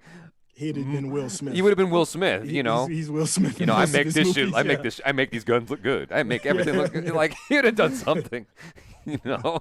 Because, you know, Will Smith has his own personal writer who would have come in and doctored the script to make it more Will Smith. Yeah, absolutely. Every movie Will Smith does. But he wasn't that powerful back then. Not to the level that he is now. Oh, yes, he was. Even still? You think so? Dude. He was just coming off. He just hit Superstar because he's just coming off of Independence Day, right? That's what I'm saying. Like, everything. Like, the only reason why anyone watched Wild Wild West was because of Will Smith. That's true. Yeah.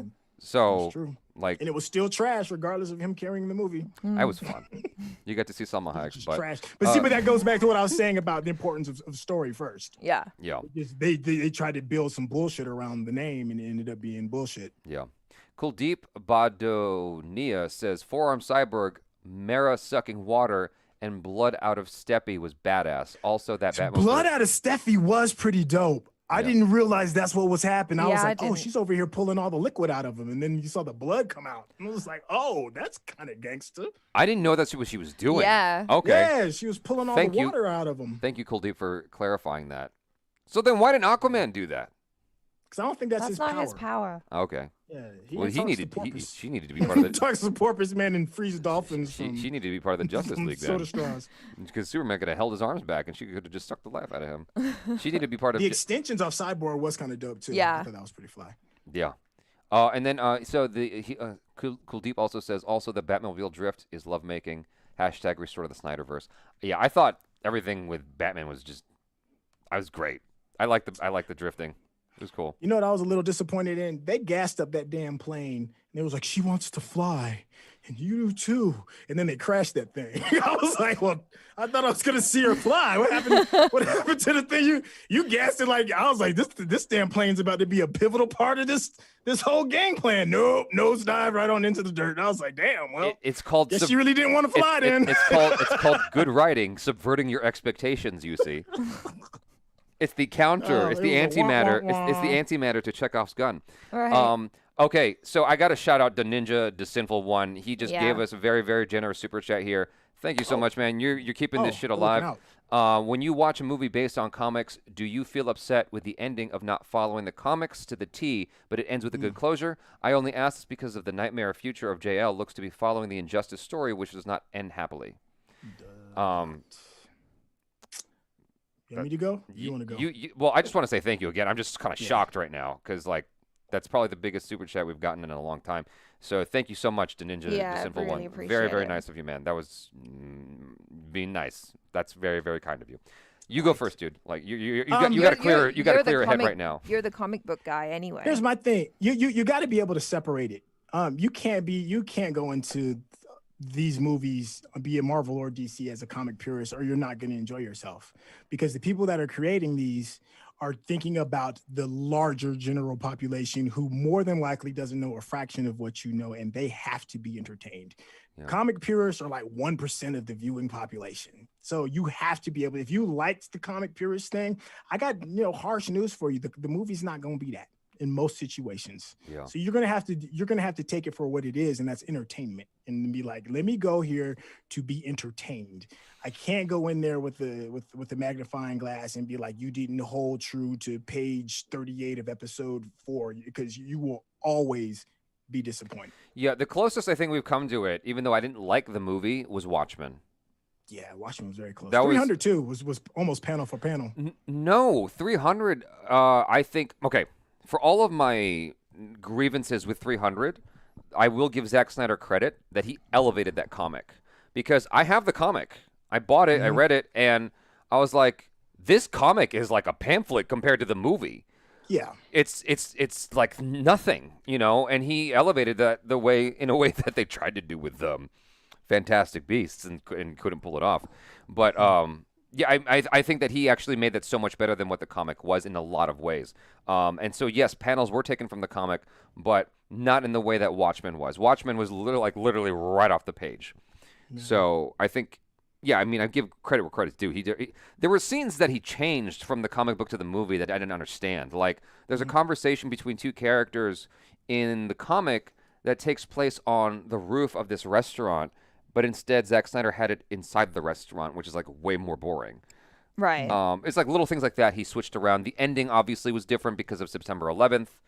I mean, it made room for the show, which HBO did, which was amazing. Mm-hmm. So, anyway. Yeah, but I think I agree with you, Syntell. Like, it's two different things. I mean, I haven't read as many comics as you, but coming from someone who has read a lot of books and then watched the film adaptations, it's kind of the same thing. Sometimes it's hard to enjoy when you've freshly read the book and you go into the movie and you're like, so many things were missed. But when an adaptation is done well, you can kind of see why certain things were taken out or changed. But if it still works within the end product, then I'm like, yeah, they did a good job, because it's an adaptation after all. Niraj back again says, Amitabh has said he would work in Hollywood only if his role is not restricted to Indian origin character. So racial restrictions for the role is not fine.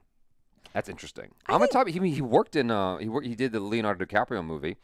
The Great Gatsby. The Great Gatsby, yeah. Well, I think it just depends, right? Like, it depends on the actor. I mean, if that's what he wants to do personally, then that's fine. I mean, I've noticed a lot of things come up in shows that I've watched recently where you'll see an ethnic actor playing a character whose name is Bob Jones or something, and I'm like, yeah, that's fine. I mean, that doesn't have to be restricted to a white actor. Tom Hanks said he wouldn't come back unless he can play a black man. Really? Yeah. Well, that's not gonna happen. I'm just joking. No, but I'm just kidding. So in the Matrix, similar to what you're saying, ironically in the Matrix, because the Wachowskis seem to be like trying to get minorities into their films more as often as possible. The character that has the girlfriend with the rabbit tattoo, he was supposed to be Asian, and for whatever reason, they made him like the most ginger white guy possible.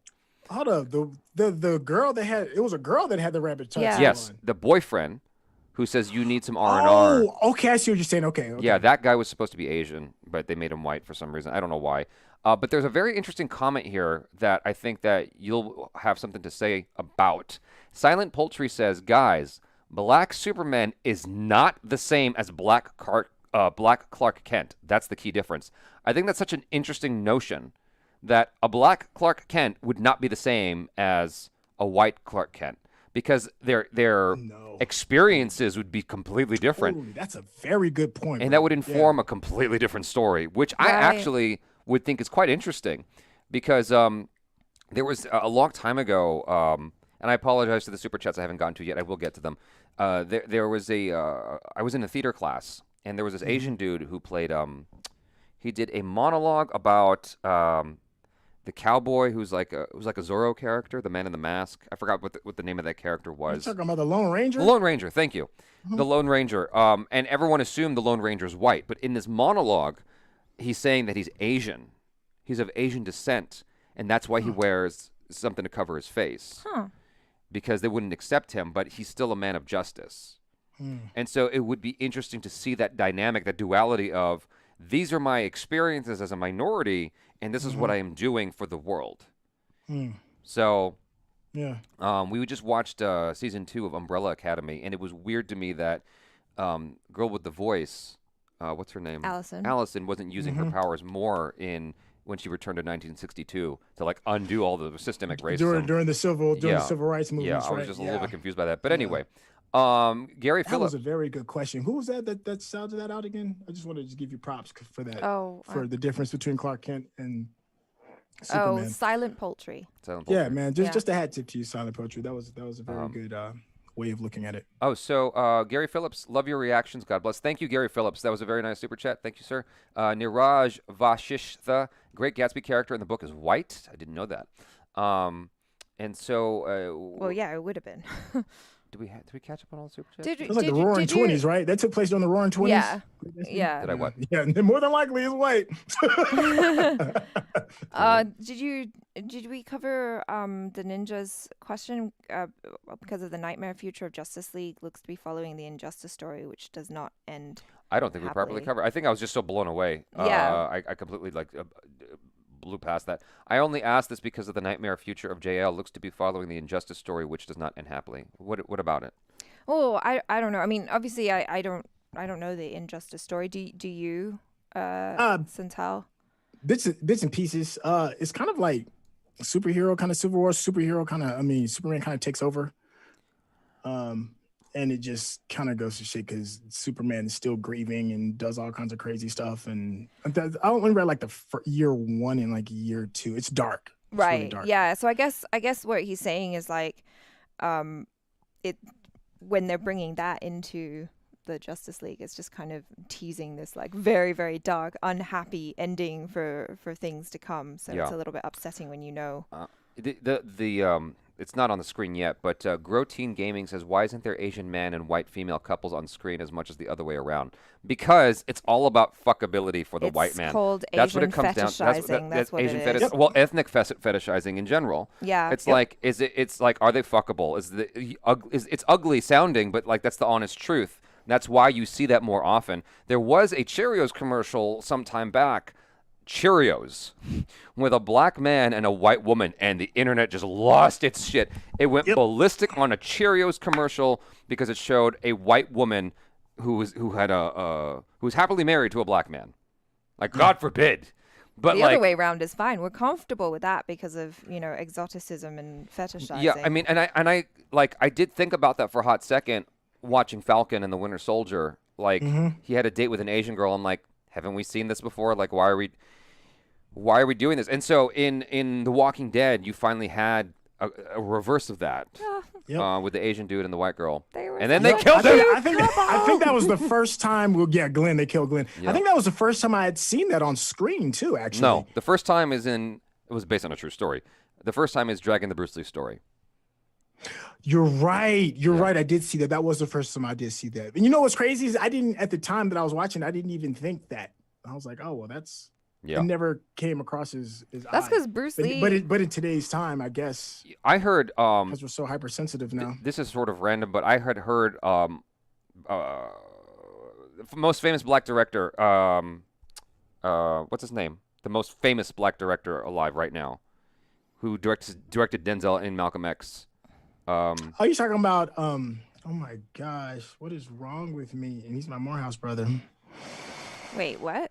Oh my God, what is wrong with me? Someone in the chat. I can't remember his name all of a sudden. It just like escaped my brain. I'm so embarrassed right now. All right. Spike Lee. Spike Lee. Thank you. There we go. Spike Lee joined. My apologies, Spike. My bad, man. I should know that off the tip of my tongue. So early on in his career, he showed, and I don't know, you can speak this better than I can, obviously, because I just read this. Early on in his career, he actually showed black people kissing black people in a movie. And a lot of black people watching it, supposedly, actually were very emotional about this because they'd never seen that before in movies. Like, you're just not used to seeing minorities kissing minorities in a movie, and it's just normal, as opposed to everything has to adhere to who white people find fuckable. Maybe. I mean, Spike is definitely wildly popular, but they were making blaxploitation films like in the '60s and had black love being expressed. But I guess I can understand that from the standpoint of more popular media. Yeah, exactly. People were lining up down the street to see Shaft, like they were Do the Right Thing. It's a different kind of thing. So I could kind of see where that's coming from if you're not used to it. Yeah.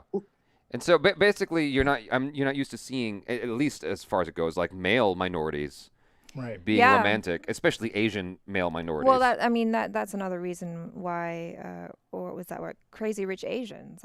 That's a big deal. He was, dude was a lead, and he was attractive, and oh my God, Asian men are hot. It's they've always been hot. He needed some braces. So dummy test, Jaby. Now you have watched Umbrella Academy. Please watch Attack on Titan now.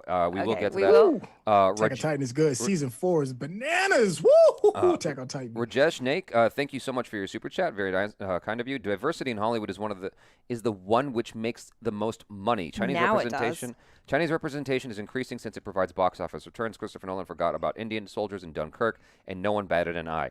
He included one. He included one because that's representative of all of them. Well, yeah, I'm I'll take the one. But yeah, he did include one. But it is interesting that the narrative that we see, because I guess before kind of looking into the history, I just thought it was only white soldiers that fought in the Second World War, and then you're like, oh no, wait, actually there were lots of soldiers who were not white that fought. They were just never represented. It's really messed up. Kuldeep, back again, says Man of Steel, Batman vs. Superman, Zack Snyder, Justice League trilogy shows Superman birth, death, and rebirth arc. Also, Batman vs. Superman begins and ends with funerals. Both change Bruce Wayne. Batman Redemption. Oh yeah. I didn't think about that. Yeah, I mean they were supposed to originally kill him off, right? According to the Zack Snyder full-blown trilogy, they was going to kill Batman off. Batman was going to sacrifice himself for Lois Lane and as his redemption because he was too cowardice to do it in the previous timelines. Oh. Wait, back up and say that again?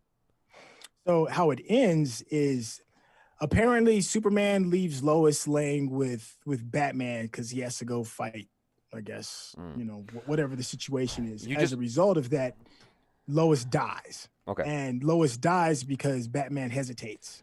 Okay. And that's what Joker's teasing him about. So, and then allegedly how Batman redeems himself is, I guess they go back into the timeline. Barry runs back into the time, whatever it is, and he gets an opportunity to redeem himself, and he redeems himself by taking whatever I guess he gets shot or whatever, however it is, he dies. How Lois is supposed to die, he does that. Oh, gotcha. And then as a result of that, that's when Lois and Superman decide to name their child after Bruce, and then Bruce picks up the mantle. They move forward 20 years, and then their kid picks up the mantle as Batman. I have a very, very interesting thing from that Vanity Fair article about what Zack Snyder wanted to do with Justice League. I gotta pee real quick, so don't talk about it. Oh, you're talking about the love of the. Don't talk about it yet. Yeah, talk about something else. yeah. But I want to talk about that because I love the idea. I'll be right back. Can you mute me? Oh my God. Yeah. He's Nobody want to hear you peeing. He's like every show we're watching now, just like ending on a cliffhanger. Like, I want to talk about this really interesting thing, but just hold on while I go take a tinkle because my old man bladder cannot handle all the liquid I've been drinking. Yeah. So now let's roast Jaby while he's having a pee. He got the old man bladder.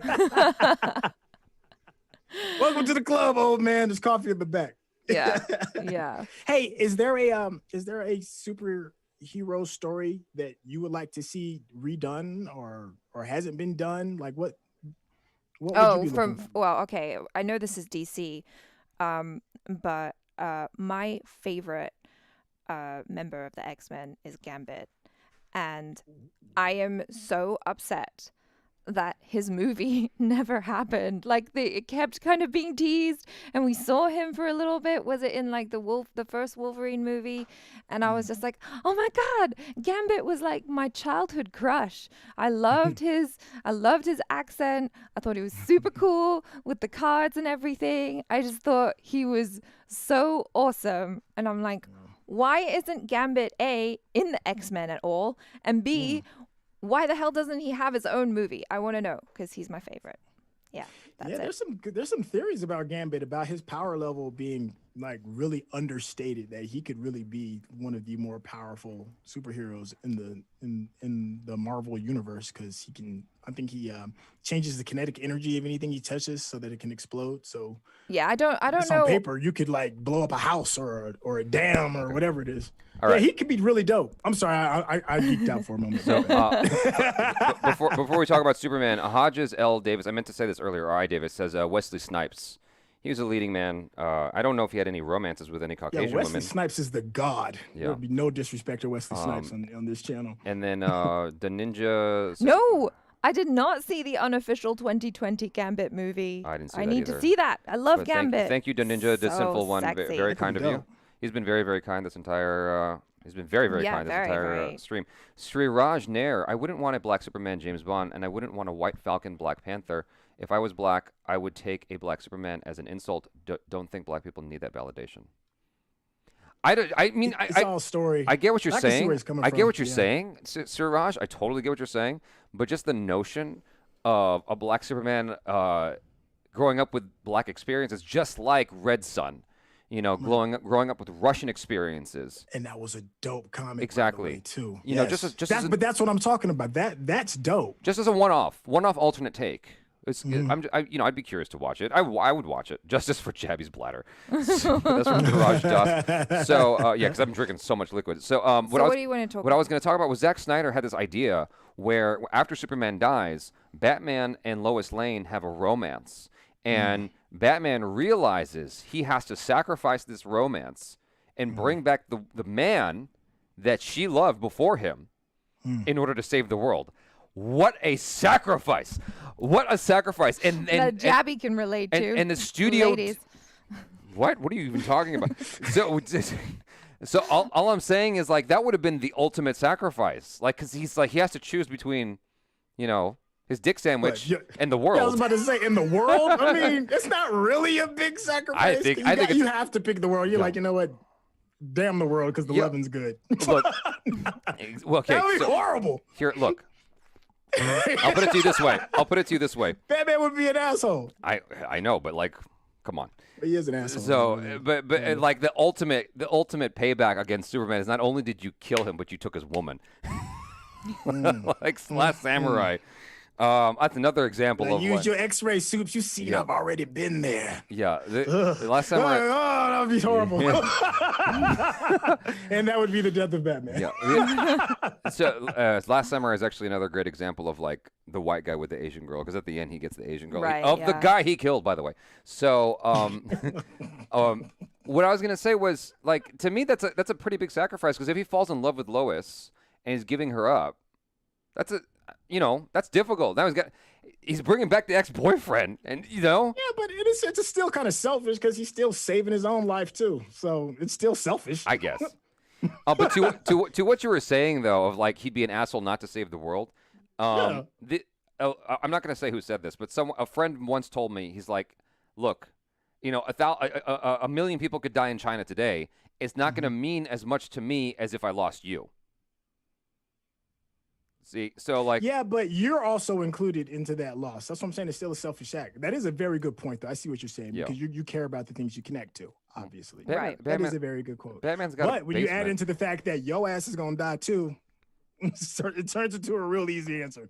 He's got a basement. We can live down here, Lois.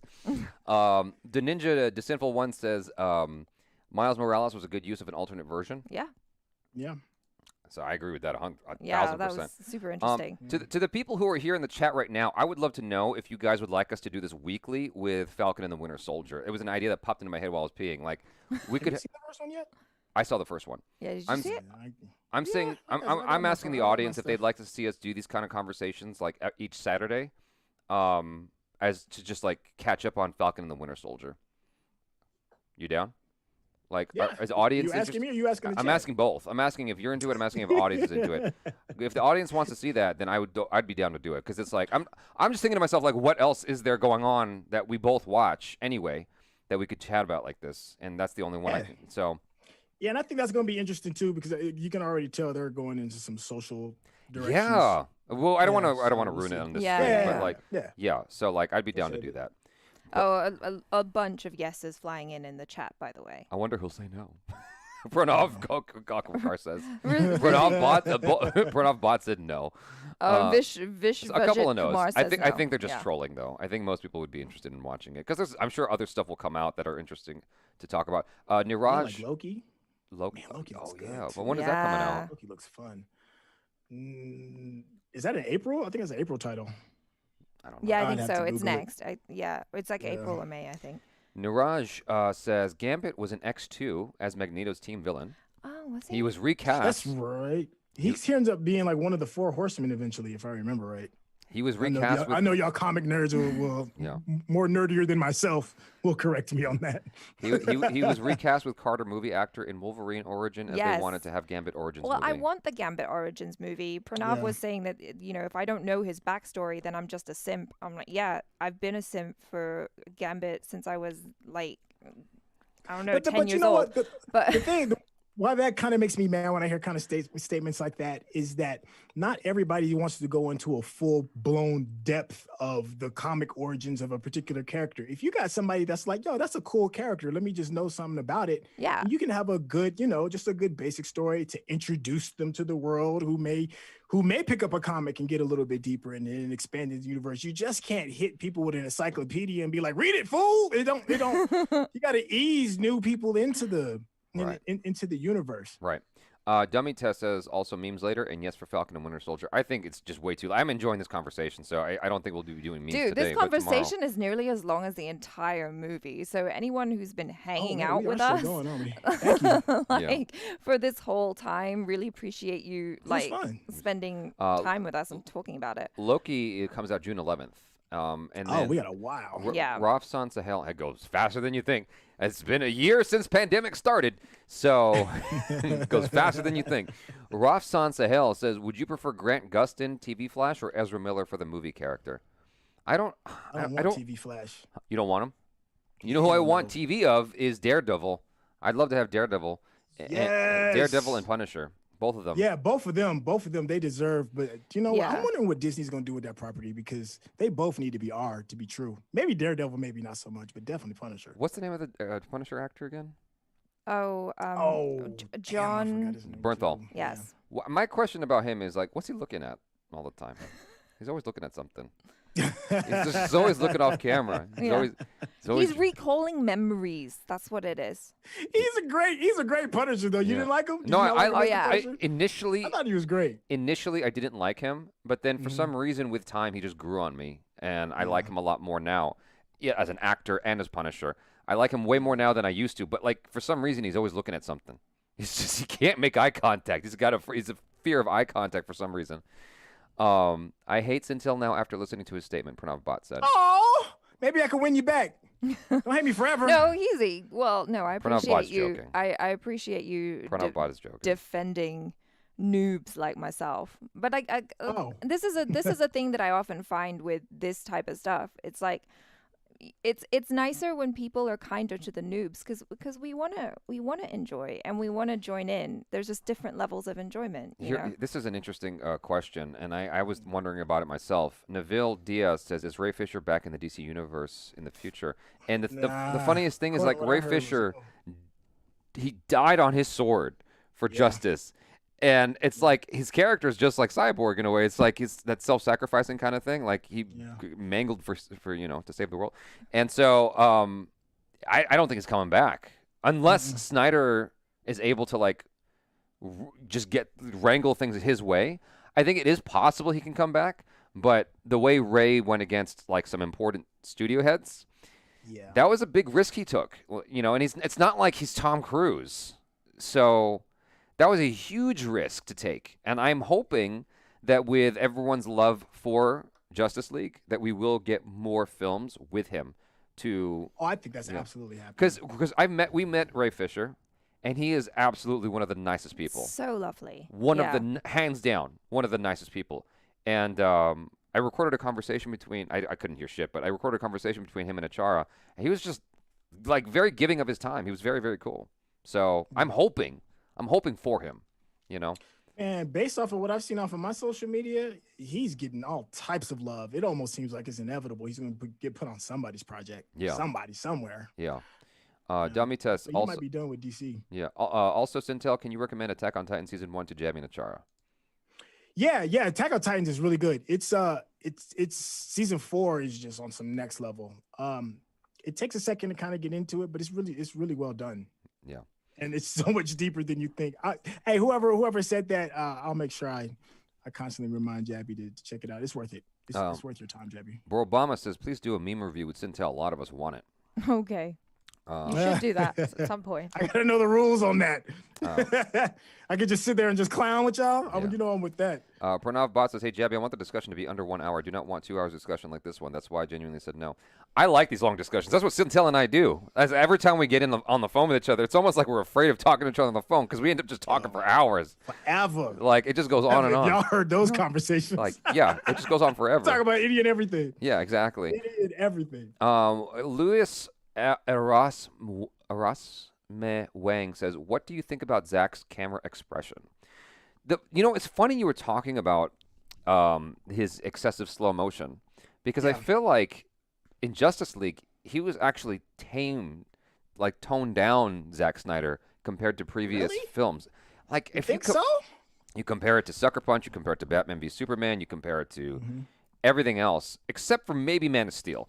It feels toned down. I feel like he's grown as a director. Finally, like I can say that. Like I feel like he's really grown as a director, and he's not trying to be as bomb. There is slow-mo that could have been trimmed down. I agree with you, but I still feel like he's grown. Nonetheless, he made me cry. I just think they got to take the reins off, man, and let these directors run. So I don't know how much I agree with that. I think that pressure makes diamonds, and I think that sometimes it just depends. Like everything is balanced, right? Almost like the difficulty of a video game. If it's too easy, you don't want to play. If it's too hard, you don't want to play. It's got to have that right challenge to keep you engaged. And so likewise, everything is just like that middle ground of like you need the producer there to rein you in to say that's too much vision, but then like if the producer's too handsy and is like really restricting you, then you're not able to do anything with your vision. Well, Stanley Kubrick is arguably, a top 20 director of all time. And he's legendary when it comes to like blowing disgusting amounts of film. This is film. We're not talking about like a regular old digital camera where you're just talking about hard drive space. Yeah. I'm talking about tens of thousands, hundreds of thousands of feet of film just sitting on the cutting room floor. But that's why people loved him, because he overshot so much and able to find those perfect moments. He had that freedom. Yeah, I mean, I doubt people would love him as much as they do if he had those types of restrictions on him. What's his name who directed, I think he directed Zodiac, and he directed The Social Network. Oh gosh. I forgot his name now, but he did those 2 films. He also did the first 2 episodes of Mindhunter. Why is his name falling out of my head right now? my David God, Fincher. David There we Fincher. go. Yeah. He David is Fincher. notorious for that kind of thing. Social Network, the first scene was like 100 takes. I believe it because the dialogue is so dense. Yeah. With a lot of his stuff. His whole thing is, it's just weird because the whole, like, I don't know why you need to run the camera for this, but his whole thing is just beating out the acting from the actor. That's it. It's just like he's trying to take out all the acting to the point that they're just saying the lines. I'm like, I don't know why you can't just get 2 schmucks off the street. They can do the same thing. But anyway, Varish Agarwal says, what was your favorite scene from the movie? I said this like twice already. Yeah, 2 times now. I've said it twice already. My favorite scene was when Ray Fisher, when Cyborg says, I'm not broken.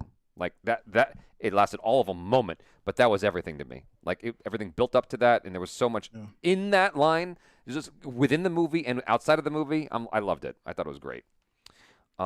Yeah, I don't really have like a particular scene which stands out to me as a favorite, but I enjoyed the movie. I think as your a favorite whole. scene was when the Amazonian ladies were trying to save the box. Well, yeah, I loved that, and then I loved Anything with Wonder Woman. Wonder Woman just like kicking ass in that scene in London. Achara's a closeted sexist. So I just love Wonder Woman. What's up? I'm just happy she got redeemed from 84. Golly, just thank you. what was yours? My favorite was real quick is the what's the Flash? His first slow-mo, him running out of his shoes and going through the glass. I thought that was really well done. It said a lot about his character too. I like that a lot. I just like after 4 hours, I'm like, I don't know if I needed that though. You know what I'm saying? Was that his first scene in the movie? Yeah, wasn't it? Oh no, no. I can't remember now. Because I think he was chatting to his dad. That's why he needed to find work. So the Ninja Sinful One says, the Ninja the Sinful One, I got to get it right. Would Zack Snyder's Justice League be better if it was 2 parts? Part 1 is 2 hours long and ended with failure, a.k.a. ends with Flash going into the Speed Force. And then he carries on in another super chat and says, Part 2 would have the rewind of time and a battle against Darkseid instead of just seeing him through a boom tube. Through a boom tube. It is what that was, though. It was a boom tube. Duh. I don't know why they put those 2 things together. Maybe it might have done better because I think the movies. I think it would have been more content instead of it being 4 total hours for 2 pieces of content. I think it probably would have been like 2.5 each, and we probably would have gotten another hour's worth of additional content total. I might have fleshed out some more stuff, seen more stuff with Martian Manhunter, build some more relationships, a little bit more, make Aquaman a little bit more relevant. You know. Yeah. Those kind of things. Have him stop a couple more waves of water, you know. No. Shoo. You ever Man can make tsunamis, but all of a sudden, you know, a tunnel full of water just kind of had him miffed. There's this old meme of Jesus and dinosaurs, and Jesus going, shoo. Because you don't fit in with the narrative. So like to me, Jason Momoa is like a hot Jesus. He'd be like, shoo, water. So not today. Not today, Ocean. Not today. Yeah, I am just hating on Aquaman. The ninja just said, y'all just hate on Aquaman because he didn't serve a purpose. That movie could have gone on just fine had Aquaman had never been in it. And you can't tell me I'm lying. No, because then he would have thrown the spear. You take anybody else out of the Justice League, the movie would have been different. Because you take Aquaman out, the movie's the same. Nothing changes. Because he wouldn't have thrown the spear. He wouldn't have done the hair flip. We needed the hair flip. Yeah, we would have missed the hair flip. Yeah, that was everything. And him breaking glass on an ocean in the ocean. Why are you breaking the liquor bottle? People got to stand and walk there. Exactly. I did think about that actually. I had a question. What did y'all think about the? When he walks back into the water and he leaves his sweater and the old girl like grabs and starts sniffing it and starts singing and we jump into like a mini music video. I really liked that. You really liked it. I mean, at first I was kind of like, what the hell? Like, why? But then I think I just liked the song. I liked the music. I liked the a cappella singing, and it was nice. It just kind of got me emotional going into the next scene. I was like, I don't know why this song is tugging at my heartstrings, and I'm feeling really sad right now. I thought it was hitting some notes. Too, I thought it was nice. But when I watched it, I was like, oh, okay, so this is what editing is for. But it was nice. I'm not gonna. It was beautiful. It was a good. Yeah. It was nicely done. I just don't know that I needed it. I'm like, Sure. I don't have enough context for why this is important. That's all it was. This is like what and what. Yeah. It was long. It Yeah. was long. It was long to me. It was mournful. But it helped me to settle in because I was like, I see what kind of movie we're getting here. So it's like, it helped. It did set the tone. It set Yeah. the So tone. what? So you said it was like a mournful song. Is that what it was, or what? Like I didn't understand the tone completely. Was it like? Yeah, I don't know. Because nothing bad happened. He just he just went left. home. Yeah, I don't know. Maybe they thought he died because he went into the water and didn't come out. No, Maybe she's mourning the fact that she's gonna cut her foot on that broken glass later on. Well, I mean, there's a sign. I wonder how they did this. I wonder if that sign is real. But there was a sign on that pathway that says, "Don't walk here. The waves are heavy. You'll die." Yeah. It's just like it's not good. And then Aquaman just walks out there and throws the glass down after drinking all that whiskey, like a man. And so, are we getting a Zack Snyder Justice League reaction? Yes, there will. We did record our viewing of it with these headphones. That's why I need to watch the movie again because I got my sound system here and I didn't watch it that way. So I want to buy the movie on 4K Blu-ray and watch it again. Do you think? This is for Raj. Do you think a Zack Snyder Justice League is the same as he originally intended, or has it changed significantly based on the feedback to original Justice League? For example, Steppenwolf's look. I don't think so. I don't think so. I initially had thought that. I initially thought that, with all this time that's elapsed and seeing the response to the first movie, surely he'll take notes and go, okay, I'll fix this, this, and this. I don't think he even looked at the first one to figure out what he wanted to do with his version of it. Right. I think that if anything, he just went off of his original version and was like, well, now with more time and being more seasoned with my thoughts, I will improve here, here, here, and here, if that makes any sense. I mean, I do wonder, though, about, the death of his daughter. Like, I'm sure that changed the film. Yeah, certainly. That mournful music, I'm just like, I feel like that's connected to that tragedy. He's sad. Yeah, he's sad. Yeah. He's channeling. He's bringing his us all down sadness with him, is what he's doing. into his art. He's bringing everybody down with him. Put Superman in a black suit, man. Yeah. You don't understand. Yeah. No, but I think that's bullshit when he's talking about he didn't watch the film. I'm like, No, I'm sure he watched it. I'm There's sure no way. I'm sure he watched it, That but sounds like a noble soundbite, but you mean to tell me you shot like 70-some-odd% of this film, gave over your baby, all that hard work, sweat, late nights, and you're gonna tell me you're not gonna sit there and look and see what the other man did with it? I'm not buying that shit. I mean, hell no. It's like, how do you not in an age when we're like looking at our ex-girlfriend's Instagrams? Like, how do you not? That's what I'm saying. It's like that's a lost love. You're gonna look. You're gonna be like, let me see what's really going on with this film. And that whole thing about like him not paying attention to what other fans were saying, because I'm sure secretly a part of him was like, yeah, your cut sucked. Yeah. And was looking at the Twitter stuff and was like getting fueled by it. So I'm sure it had to have some influence. He's a human being. You're gonna look. You're gonna be affected by what people say. It's interesting and ironic that, the person I ended up liking less as a result of the Snyder Cut is Aquaman, because I feel like Jason Momoa was the first proponent of the Snyder Cut. He was the first one out there going, we need the Snyder Cut, all over Twitter and whatnot. Because he's a bold dude. He doesn't give a shit. He'll lay down in front of a tractor that's going to knock down a tree. And fuck up and delay Aquaman 2's filming. Like, do you know about this? No. I think it was in Hawaii. It's in Hawaii, yeah. Like they were trying to cut down some trees that are like holy or something. It's sacred land. Sacred land, sacred trees. And this bulldozer was there and he's like, no. And he laid down like millions of dollars. I'm laying down here. And they're like, okay. They just ran him over and he ended up in the hospital. Wow. I was like, I don't know how you didn't die, but I guess you're Aquaman. Keeping it real goes wrong. But anywho. Wait, so what did you guys think of Steppenwolf's look? I liked it. Oh, I thought it was great. I liked it. it. He looked way more menacing. Yeah. He looked way more menacing. Yeah. There was a really cool moment too, when he really got humbled by Darkseid and when he bowed and his armor went off his head, and then he took a moment even more and he removed the armor off of his chest as like, yo, I'm just like Respect. full homage. I thought that was a cool way to like personify that additional look that he had. Yeah, for sure. And, go ahead. Oh yeah, and the eyes too. You got to see more of the emotion, even though sometimes he did kind of have that puppy dog look. I loved it. To him, but I appreciated just being able to see a little bit more character. He looked scary as shit to me because he looked more real. Dummy test. If someone falls on your titties hurt. Achara 2021. Yeah, it's true though. Niraj. You know what someone once told me? As a woman in her 40s who told me this. She's like, having boobs is like having 2 sets of balls on your chest. Oh. Like, that's how sensitive it can be. So, if you get socked there, you know.